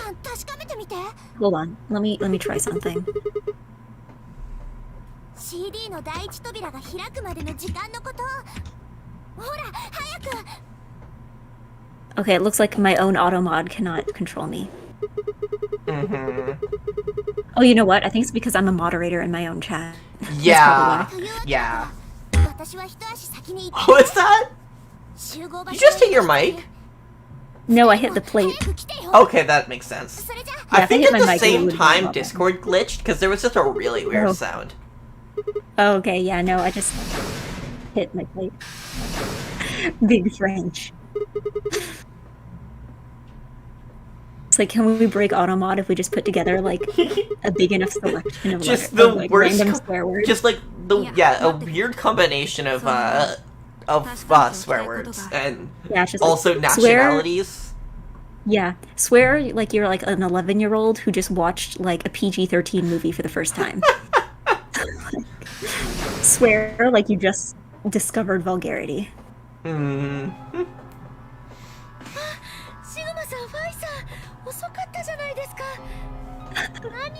I just One time we tried streaming, it tried to ban comments with the word Harry in it for some reason. And I that's just- Harry as in like the name, like as in Harry Potter, like Harry. What? I just noticed that she called them, or that she used "son" with both of them.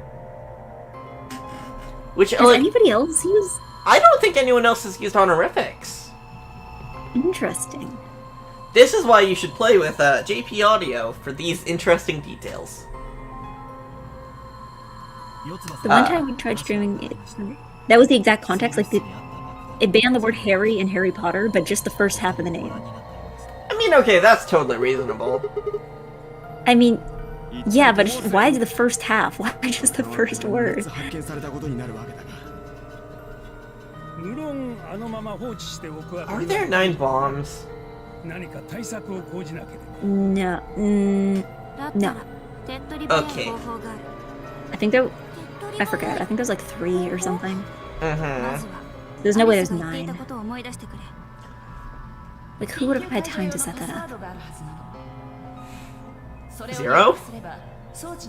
Zero clearly has too much time as is. I mean, yeah, but like, if Zero planted these, don't you think that they would, like, announce them? Like, the way they do everything else? I suppose. Instead of just pretending they don't exist? Mm-hmm. But yeah, so we have 3 as is. So, God, I hope we can crack open K's head at some point. Like, surely we can find a hammer and just beat against the mask until it comes off. Right? That would work, right?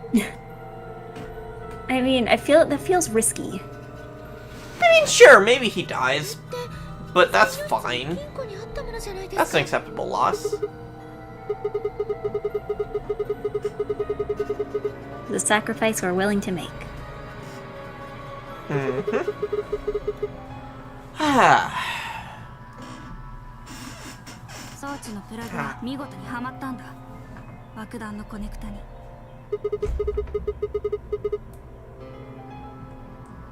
So.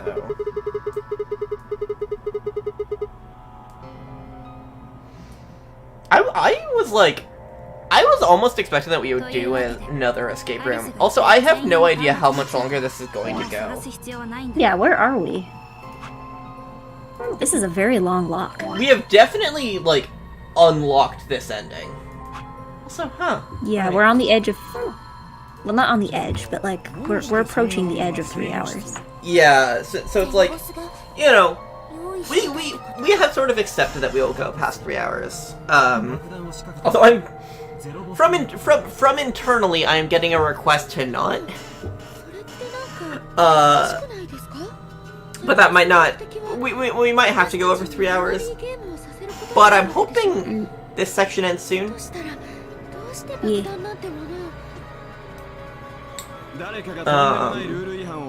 It doesn't seem close to ending, is the problem. Yeah. Like... They are just... They're still at it. Yeah, it feels like it's going to expand out, is the thing. We're just going to come to a decision point.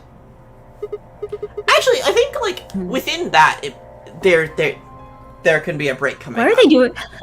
Why were Clover and Tenmyoji doing basically the same pose? There's like the same hand on hip and other one on head. It's just the vibes are different. Basically how it works is that no matter what the story section takes up, one space on the map, basically how it works is that no matter what, the story section takes up one space on the map until you reach a new lock, an ending, a door, or an ambidex game.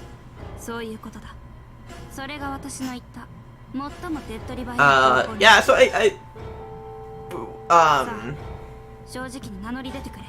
we're gonna be going to an escape room after this, I think. So. Yeah. Clover, yeah, like, look, they're doing the same pose. Yeah. Clover, Clover, beautiful. That song confused me so much for a while. Because I first played it in Project Diva. And then I looked up the lyrics and I'm like, why are the lyrics all about alcohol? And the Project Diva's music video is just like, typical Miku dancing on cheerful background. And then I looked at the Project Mirai music video for it and they were in like a bar and I'm like, oh, that's why. It's like Clover Club, like a nightclub. I was so confused for a while. Yeah. I wish I was more into Vocaloid. Like, Vocaloid is the sort of something that, like, I have kind of, like, I'll check out Vocaloid albums every now and then, but, like, I think being an album listener makes Vocaloid just, like, kind of not something I will get into. Yeah, honestly, it works for me because I don't really listen to albums. I listen to, like, one song at a time until I get tired of it. So, yeah, that works out for Vocaloid just fine. Yeah, so, but for me, it's like, Vocaloid just isn't really an album-based scene. You get, like, compilations sometimes. Yeah. But it's like, I don't know a ton of, like, albums where Vocaloid is good. I just had a thought that, like, someone should make, like, a Vocaloid post-rock album. I mean, I don't know if there would be an album for that. Someone probably might have tried to do like an individual song. 知ってるってお前まさか Yeah. There was the Miku Gazer compilation. Are you familiar with that one? I don't think so, no. It's just... I'm not really familiar with a lot of albums that aren't compilations, to be honest. It is a compilation. It's they got a bunch of they got a bunch of the they got a bunch of Vocaloid artists who make shoegaze Vocaloid music, and they got them on an album together. Wait, what just happened? I think we just hit an ending. Cool. We need more Vocaloid like Hatsune Kaiden. Yes, Hatsune Kaiden is really cool. I mean, I'm a huge Hijo Kaiden fan in general. But yes, we need more Hatsune Kaiden.